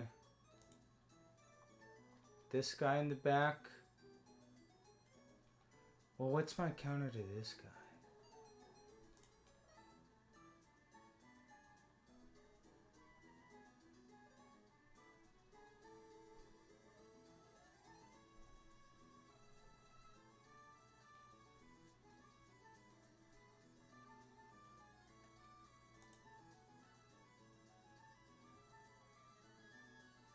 It's barely slower than Torterra.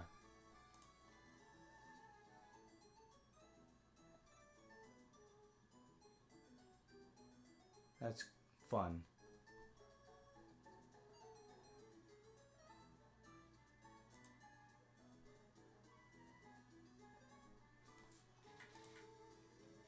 I can bring this guy. Vivian. Vivian one tears through this guy.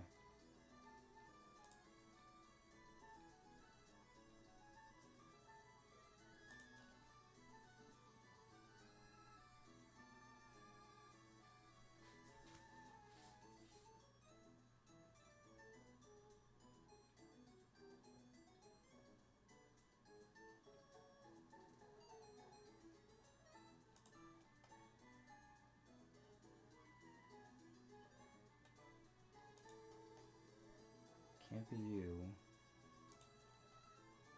Can't be you.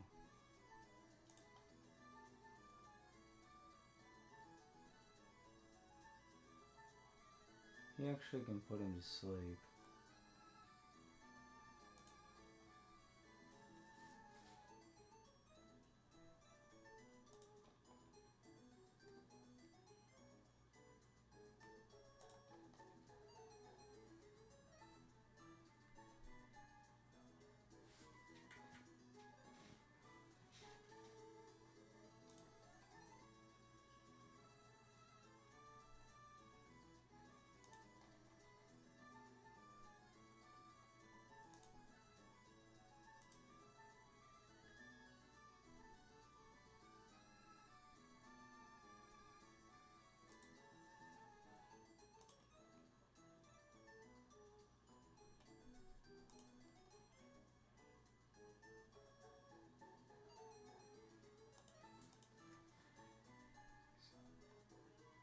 What's the AI for Stealth Rock and Spikes?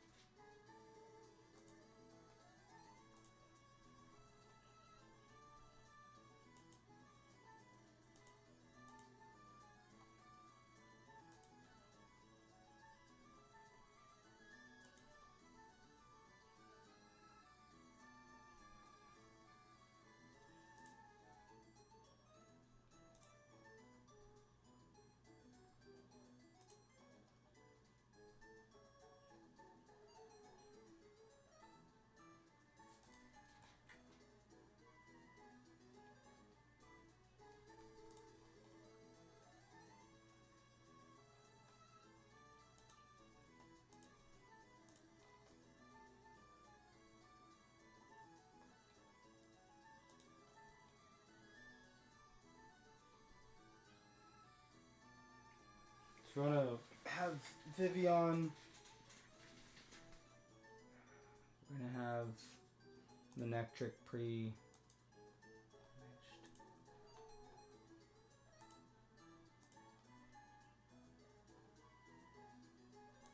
We need Gardevoir for this guy.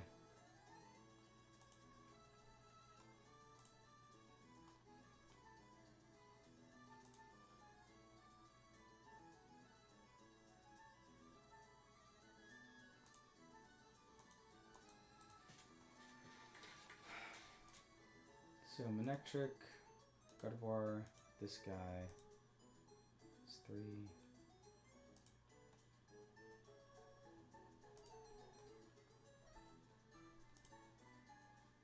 4.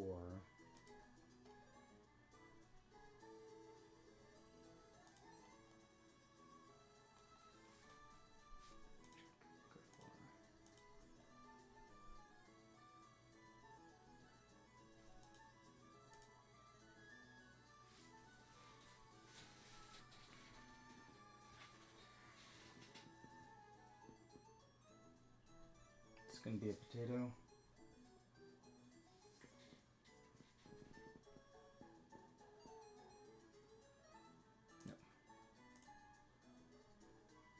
Is Jolly on you, dude? What the heck? Dude, you're annoying.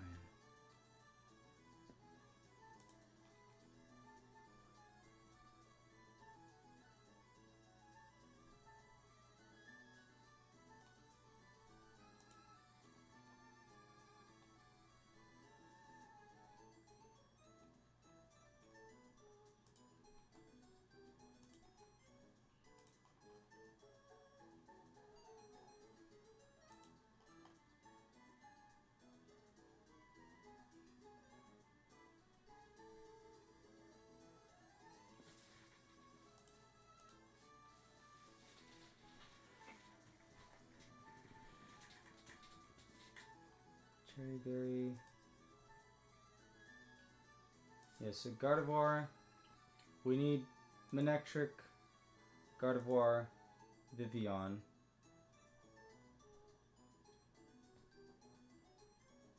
Donphan.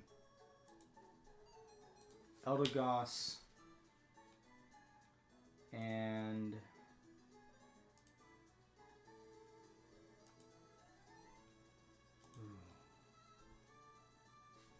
what do we even bring, dude?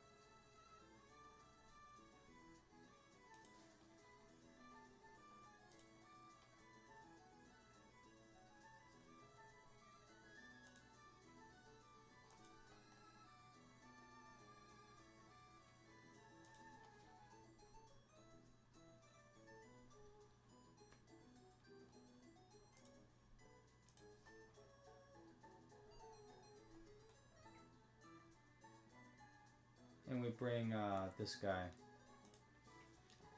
So, lead off with you. We have you.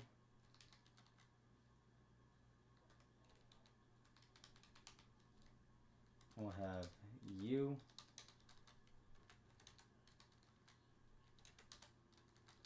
Is Eldegoss. And Donphan.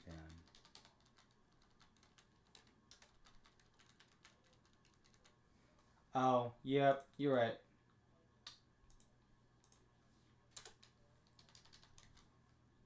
Alright, so.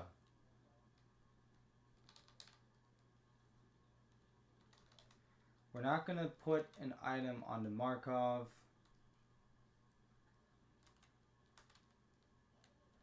Deku, we're going to give a citrus berry. Leon needs a cherry berry. Ichigo, we're also going to give a citrus berry to. Probably. I don't know. Does he really need one, though?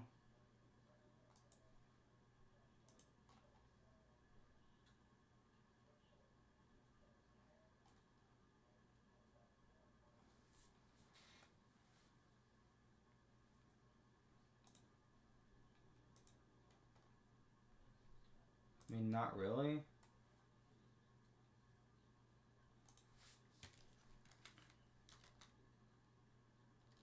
We'll give him an orange berry.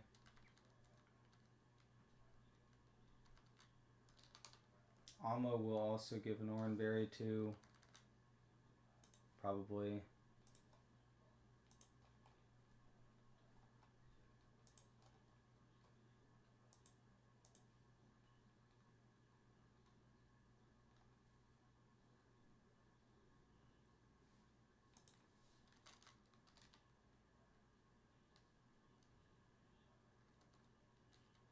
Oranberry to Lucy as well. Alright, that's the squad. Almost forgot to pre-damage Markov.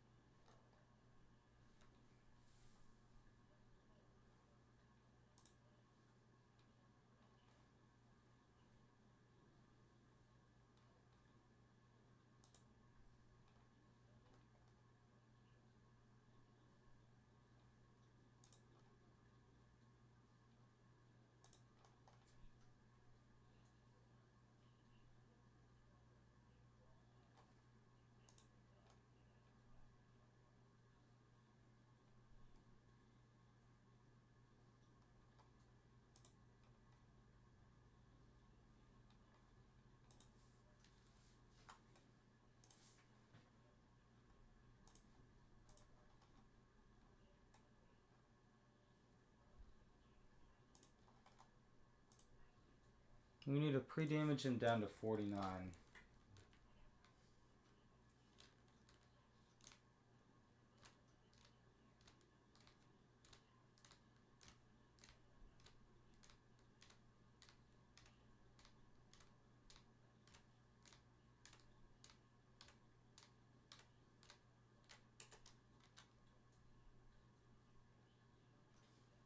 I just realized Deku's underleveled for this.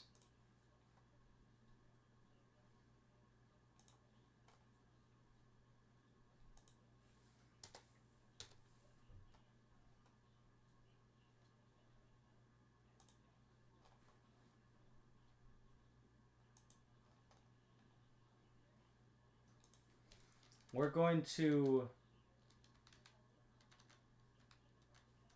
level Deku up to 48.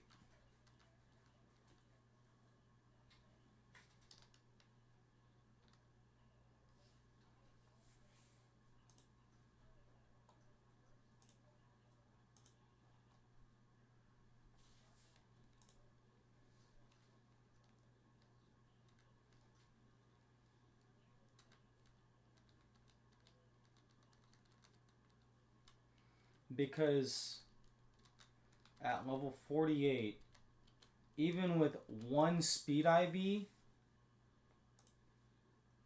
Deku will outspeed the Skarmory.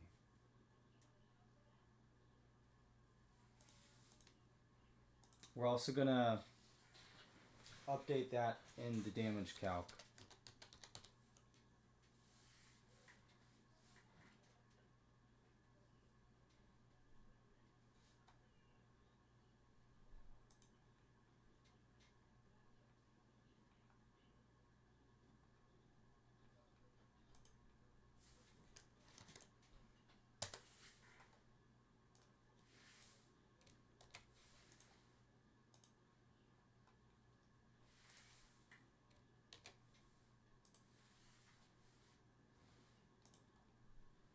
Here we go.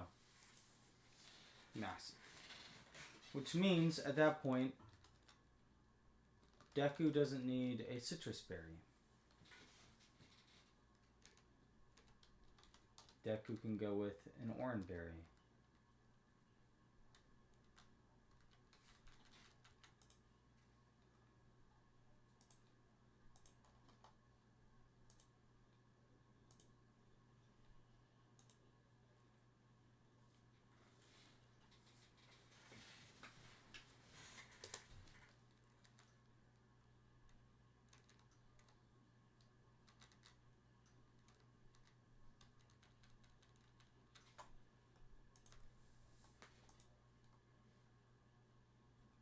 Alright.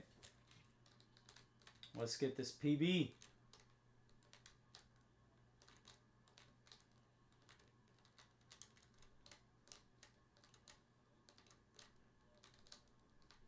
What does this guy say? There should be a tower made of sand somewhere around here, but for some reason it cannot. It can be seen sometimes and sometimes not. That's why I call it the Mirage Tower. Alright. You got your PB? Nice, dude. Congratulations, dog. Alright, we're gonna go discharge.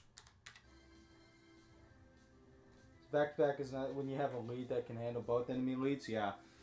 Usually the common lead that I go to with that, and I don't know which starter you chose.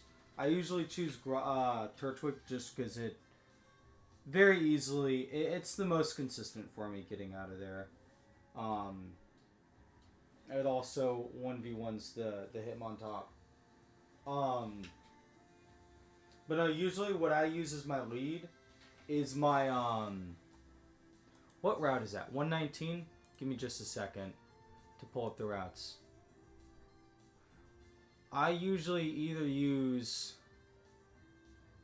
my no, it's 109. My 109 encounter or my 106 encounter. That's usually the lead that I use. Aaron was your lead. Cycle between starters, and this time it was Penguin. Ah, nice. Penguin's fun. I like Penguin. Even if my furthest Penguin run isn't very far at all. Alright, Sturdy happens. Paralysis is massive. Red card bounces us back. We go into Dawn Fan.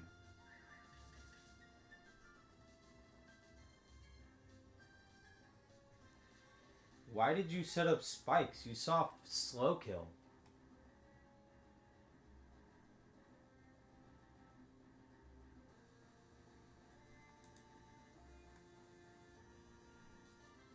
I mean, sure, why not? But like, I'm so confused.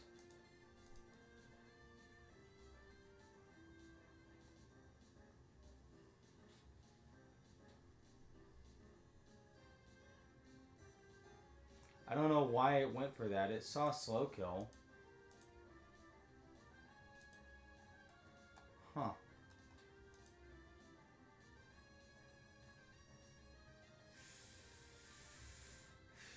Unless I have some random thing clicked on for the multiplier, it should have... Hold on.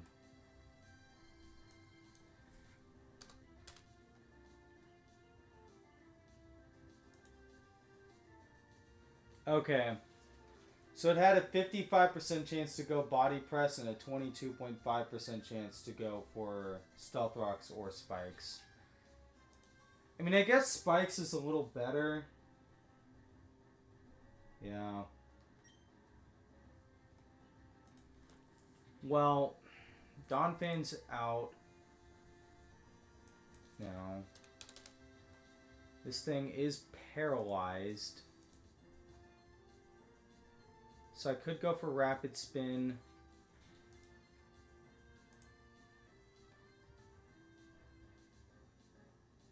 I mean, it doesn't matter. It's just gonna be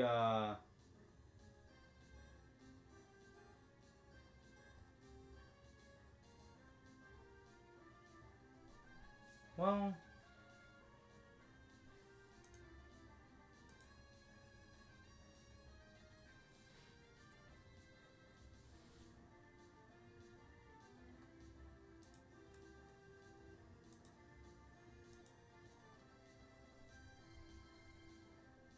yeah. We'll go rapid spin. It's be a 19% chance to go spikes over both rocks and Soko. The calculator says 22.5, although, I mean, 19% is pretty close. I don't know how they calculate the 22.5 in... I just realized Lucy is heavily underleveled as well.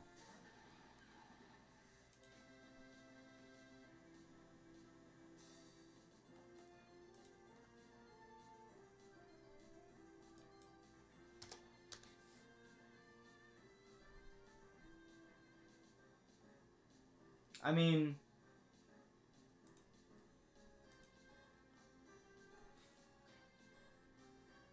he's gonna go Woodhammer. Most likely.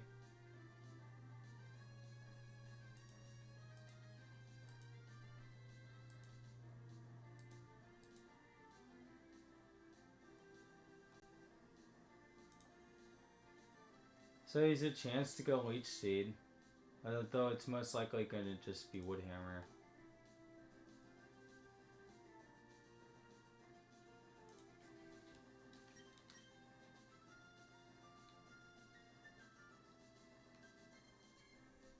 Spike's slightly more likely. Maybe it's a ranged kill. No, it wasn't a ranged to kill. At 41 HP, its mineral was 49. So it was never a range for it to kill there. We're just going to Deku here. Woodhammer is fine. He has Rockhead. Okay, so he doesn't take any recoil. That's brilliant.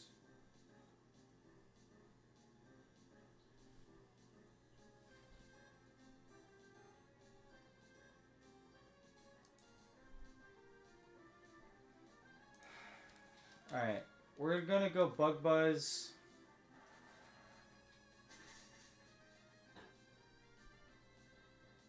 Let's say he has a chance to go Leech Seed. Which is mildly annoying.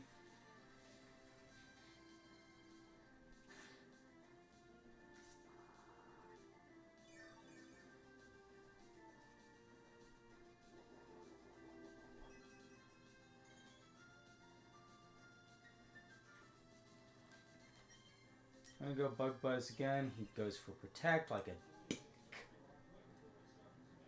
Oh, you son of a biscuit. You are so annoying, man. I mean, it's fine. We should still kill on the following turn.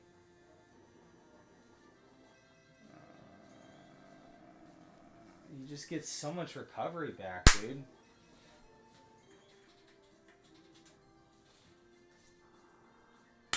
Dude, he gets so much in return, dude. I mean, we still have a solid range to kill. It's 67 to 79%. Okay, cool. Good job, Deku. If the Torterra isn't telling you to subscribe, it doesn't deserve to live. Absolutely. Get the imposter out of here. Get him out of here.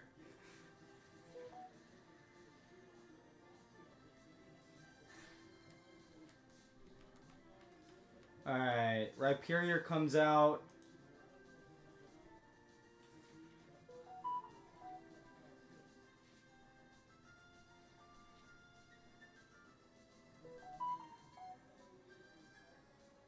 The thing needs to stop being a potato.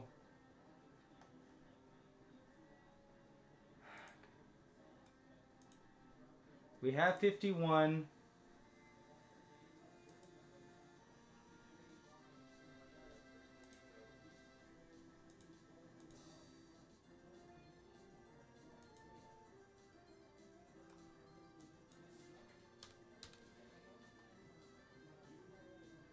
So it's a 50-50 between Avalanche and Dragon Tail, which is mildly annoying.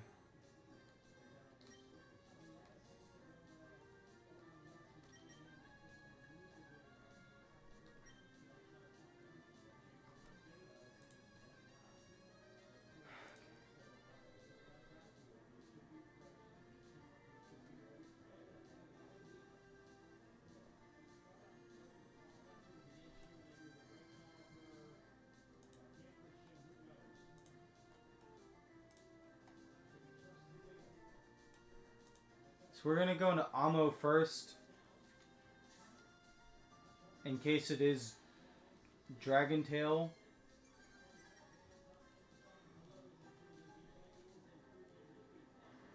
It's Avalanche. That's fine. So is that -1?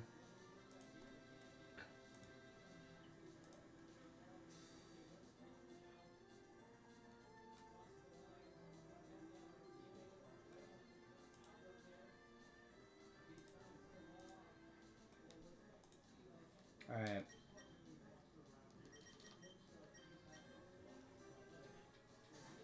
So now we get to go into Ichigo. He's never going to click Dragon Tail. Avalanche is fine. Even if it crits, we're fine. Speed lowers, that's also fine.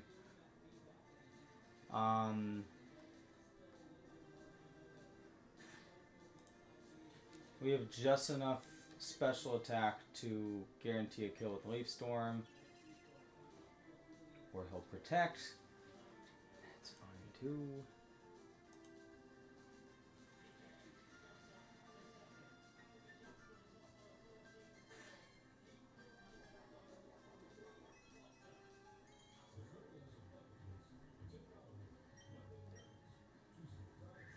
Boom. Get out of here.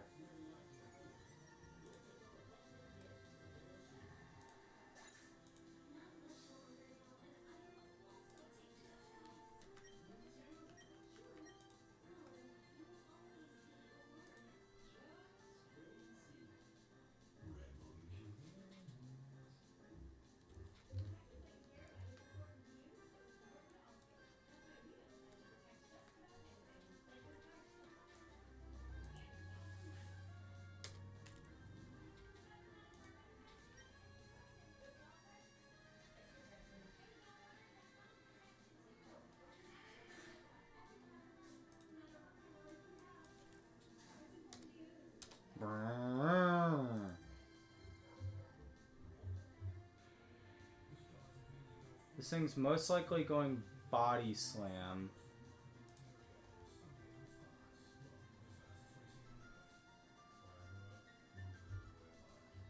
Although it has a chance for it has a chance for for a drain punch.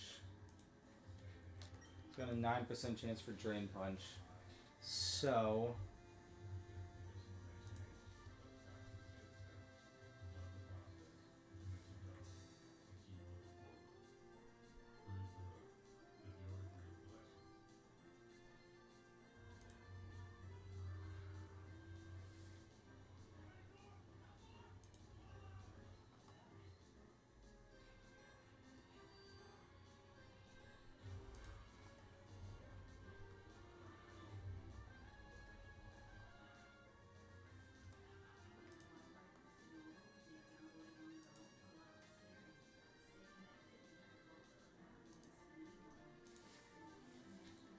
we're just going to go into Leon, because Leon has a Cherry Berry.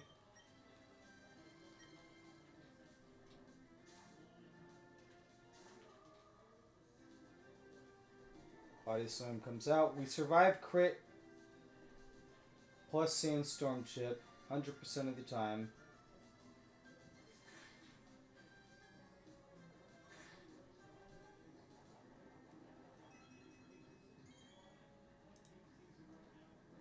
And then we fast kill with D-Gleam.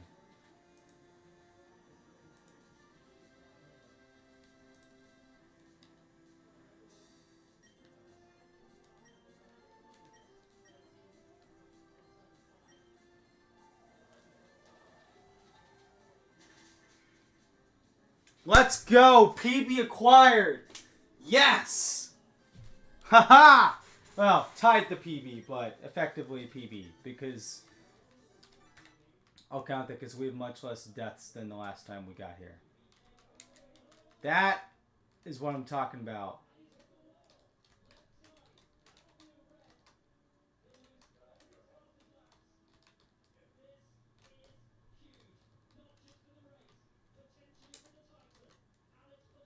We're going to save. And we're going to screenshot that.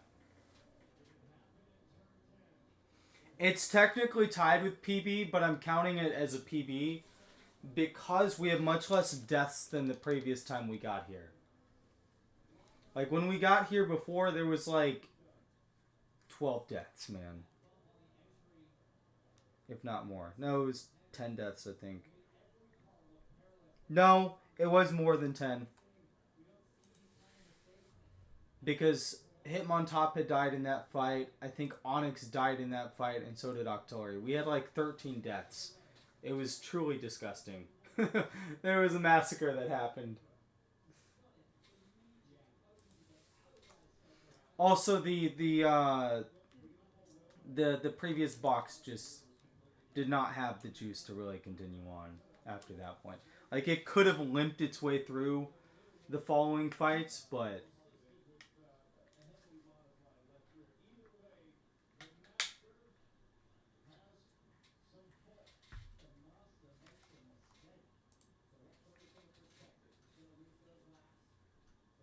you want to go for the double PB? Oh man, we can look at that next fight real quick.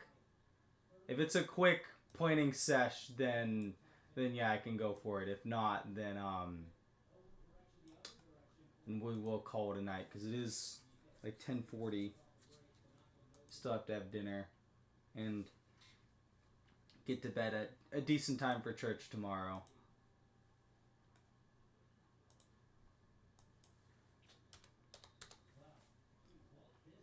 What even is on this next fight? They have 5 Mons?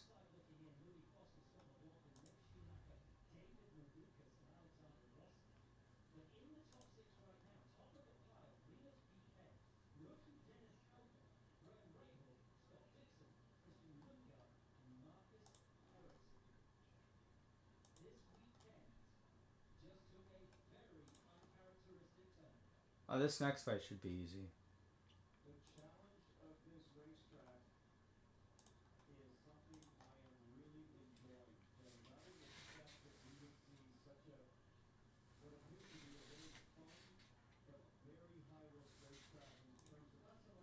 Because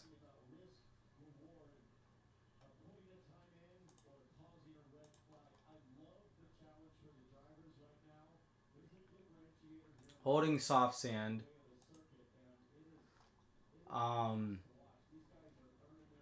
Crocodile always kills off the Cockroach lead.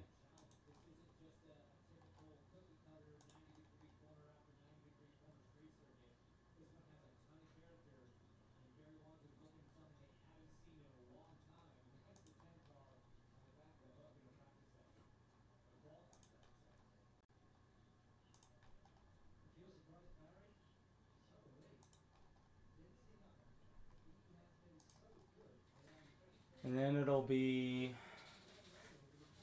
Sand Slash that comes in. Oh, you have Sand Rush. I didn't even know that. Okay.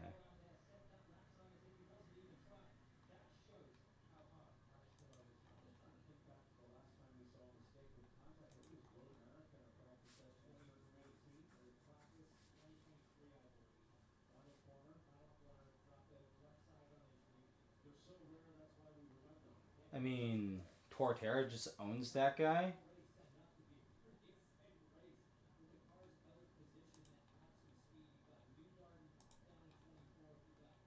Which will then bait in Delphox, which will go for Mystical Fire.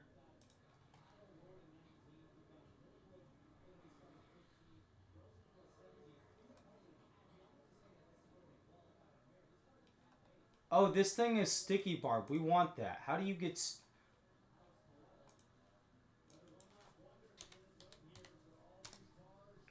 I want that item. Attacker making contact can receive it.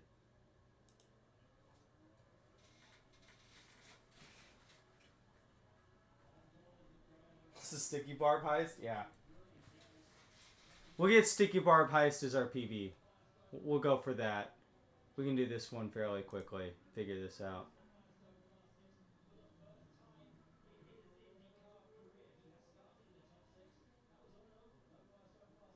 Oh, he straight up has Switcheroo as well.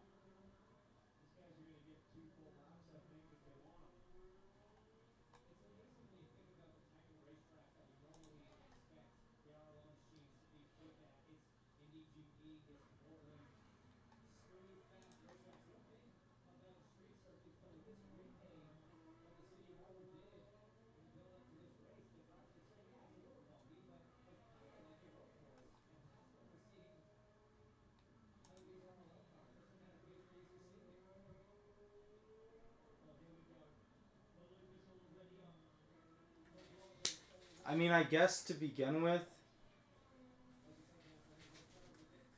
we can bring in Gorobis against it. Which, if it well,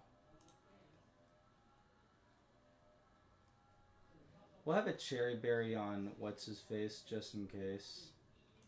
Oh, yeah. Yeah, we could do that. Just in case the switcher is there. No, it wouldn't matter.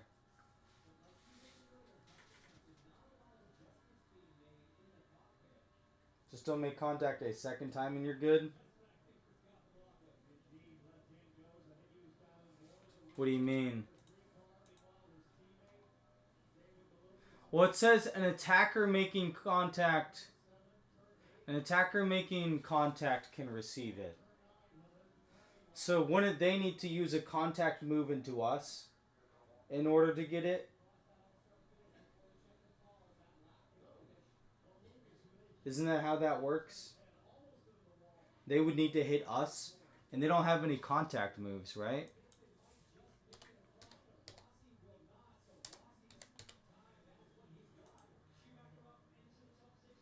Foul play does make contact. Ooh.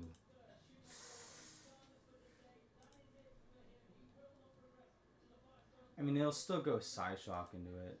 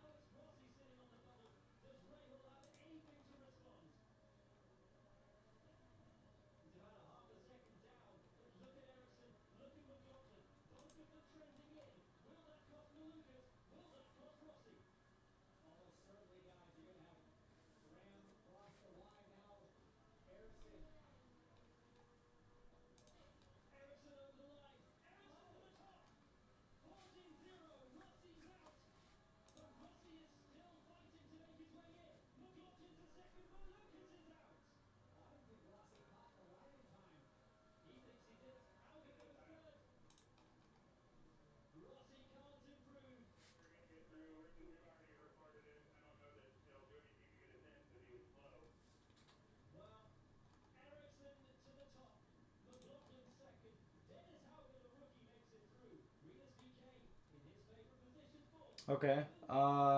Magneton's a great counter to this Mandibuzz.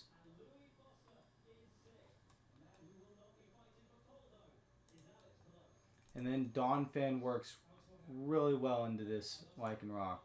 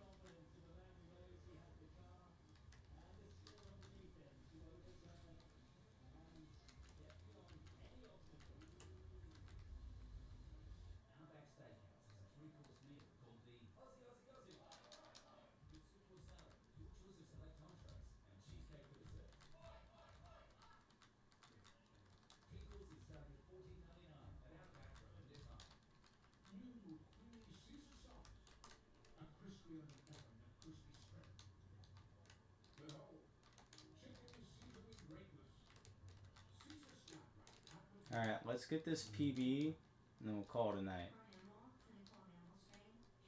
Which direction is it, though?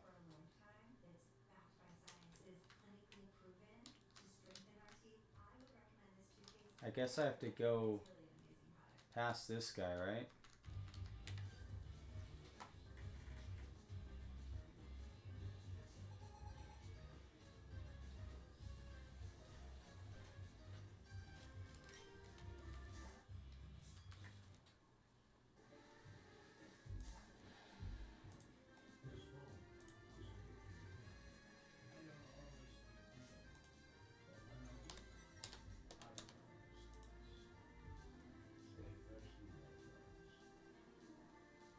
Alright.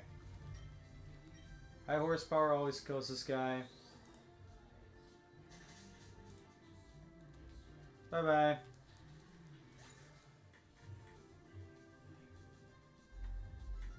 Rock gems below me, no trainers. Nice.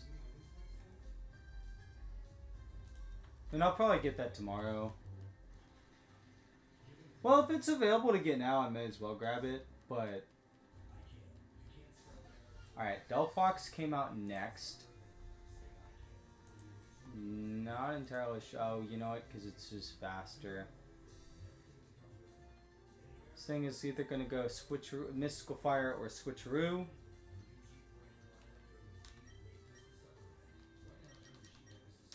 So we're going to go into Juvia. Juvia can tank both. We want Switcheroo. Yes. Honestly, I kind of wanted Mystical Fire first.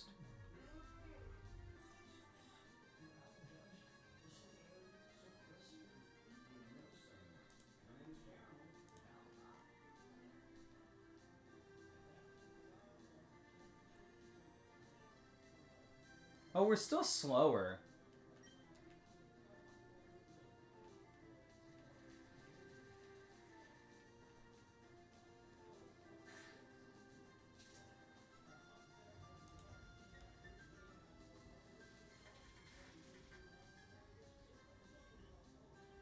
Just grab it before laying down your save. Yeah, that's fair. If it goes switcheroo again, it's fine. We're just flip turning out anyways. Psyshock. Let me double check to make sure Psyshock doesn't do contact.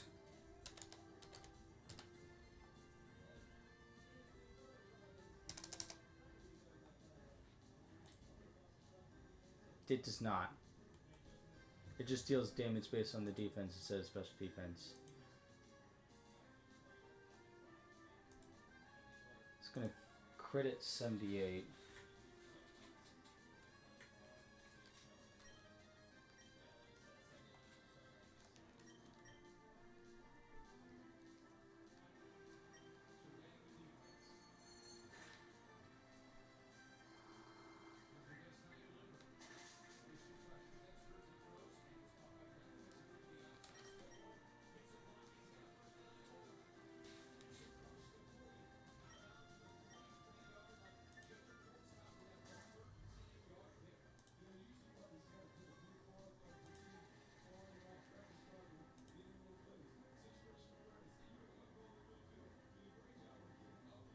Alright. So we just click liquidation here.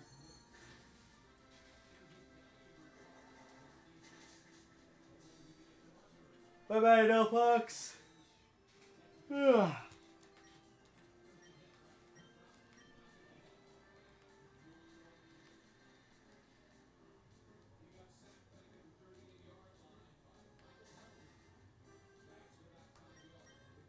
Just to double check, you do have the item now, right? Yes. Item acquired.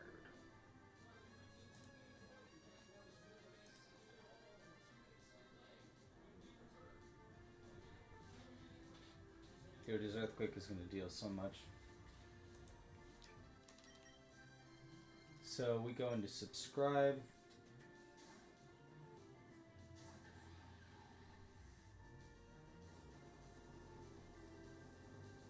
We tank it like a champ.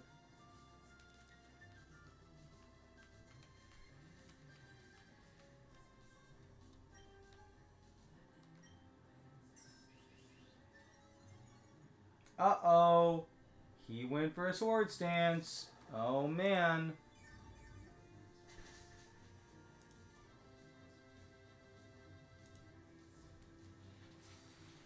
It's fine. He's not threatening us in the slightest, dude.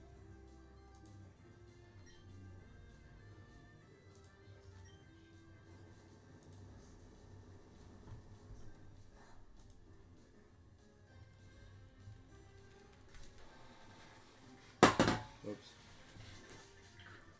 Bye-bye. Critical hit. Why couldn't the crit have come the turn before? Dude, crit the turn before would have completely prevented all that extra damage we have. It's fine.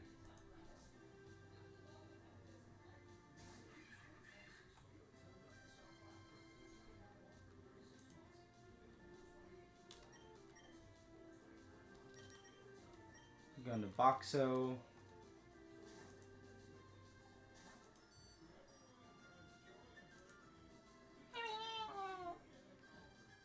Okay, that was a very bad impression of Magneton's sound effect. Not gonna lie.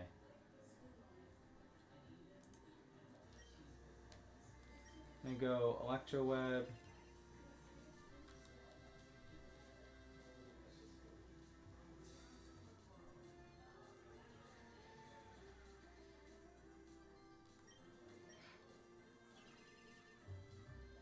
He got the Fable double protect.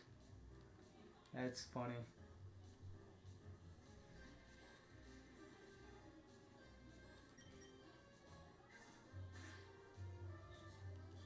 Ow! Our cherry berry! No!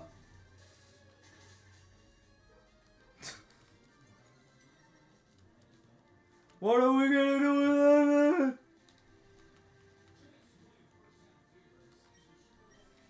Then we Thunderbolt.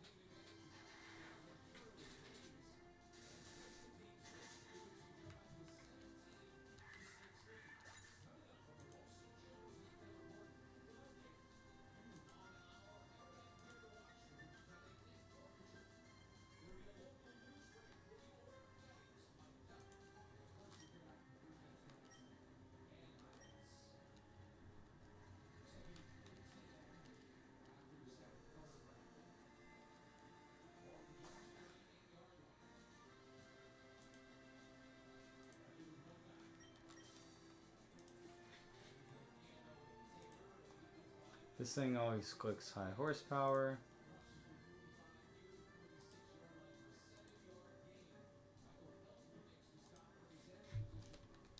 Alright, so we're gonna go into Lucy.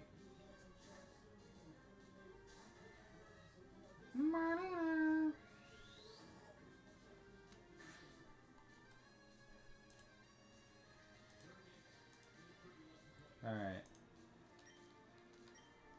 Go for another high horsepower.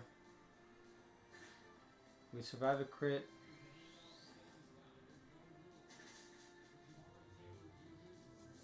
We bring him down to Sash. And then we go for a Ice Shard.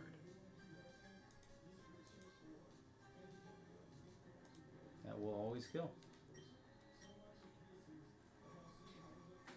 Boom! Officially PB today.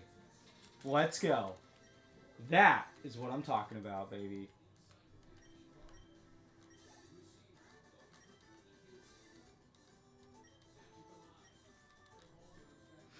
I don't know, rare bird Pokemon that is never lost a battle.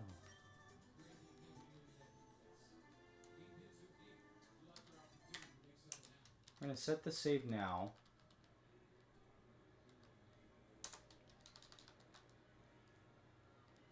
I'm going to pull up another screenshot. And also take a picture of this so I can send it to Lucas.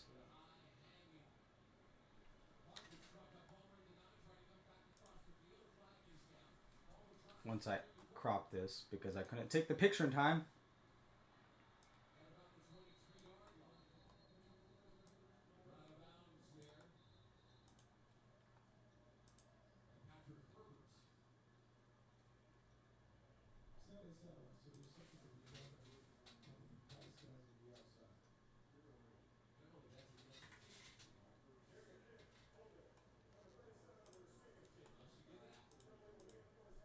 Double PB!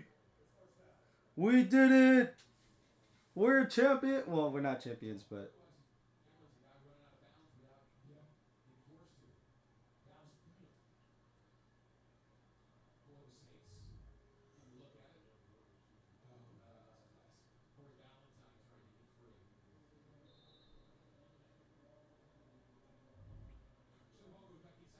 Let's go!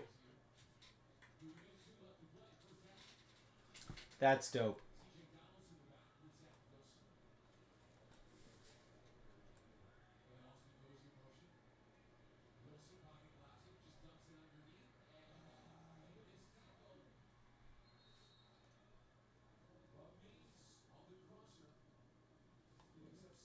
Oh, in case you're wondering, um, Seadra evolves via Dragon Scale. Because I just saw the thing that you,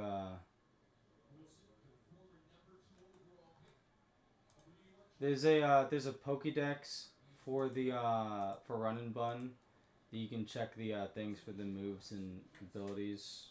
And, like, just different Pokemon stats and whatnot for the ones within the game. Shows their, like, TM lists and whatnot.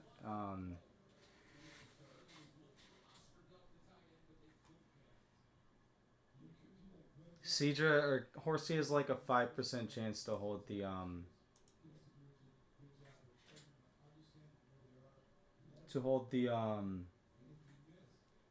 dragon skill. Or in my case, when you have lead with compound eyes, it gets like a 20% chance instead of 5% chance.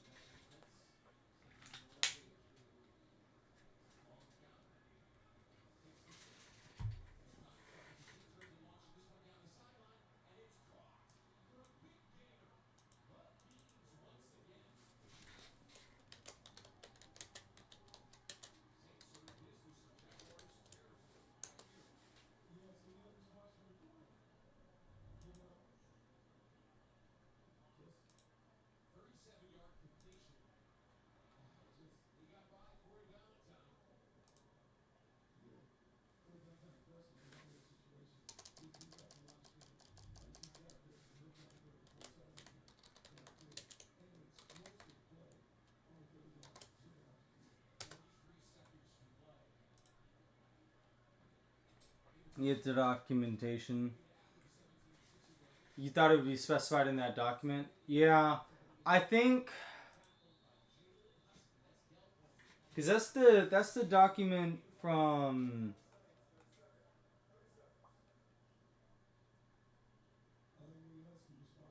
the one in the Google Drive. Yeah, that's not what I use. There's a website for the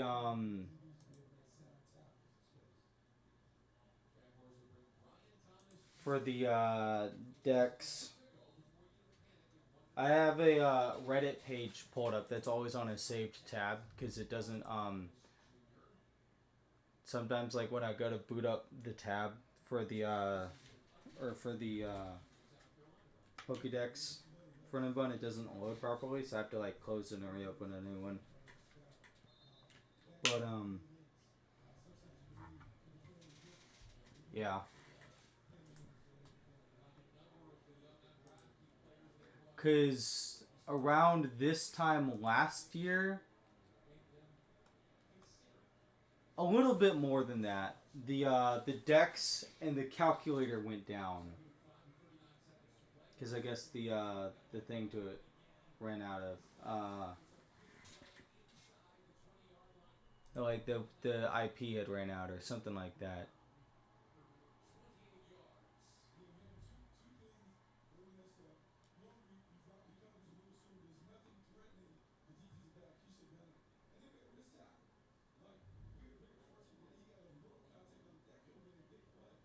Alright,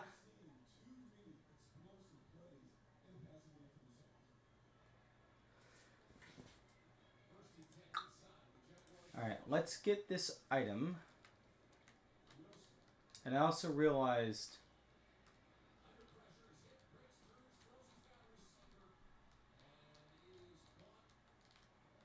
where's this item going to be at? Oh, you're right. It was down there. Okay.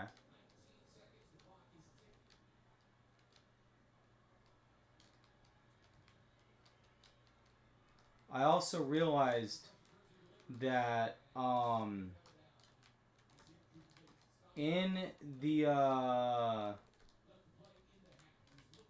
damage calculator,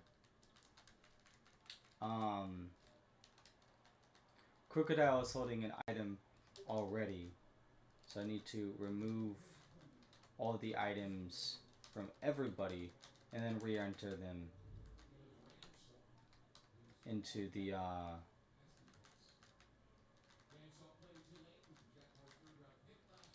damage calculator. Before I do that though, we're gonna move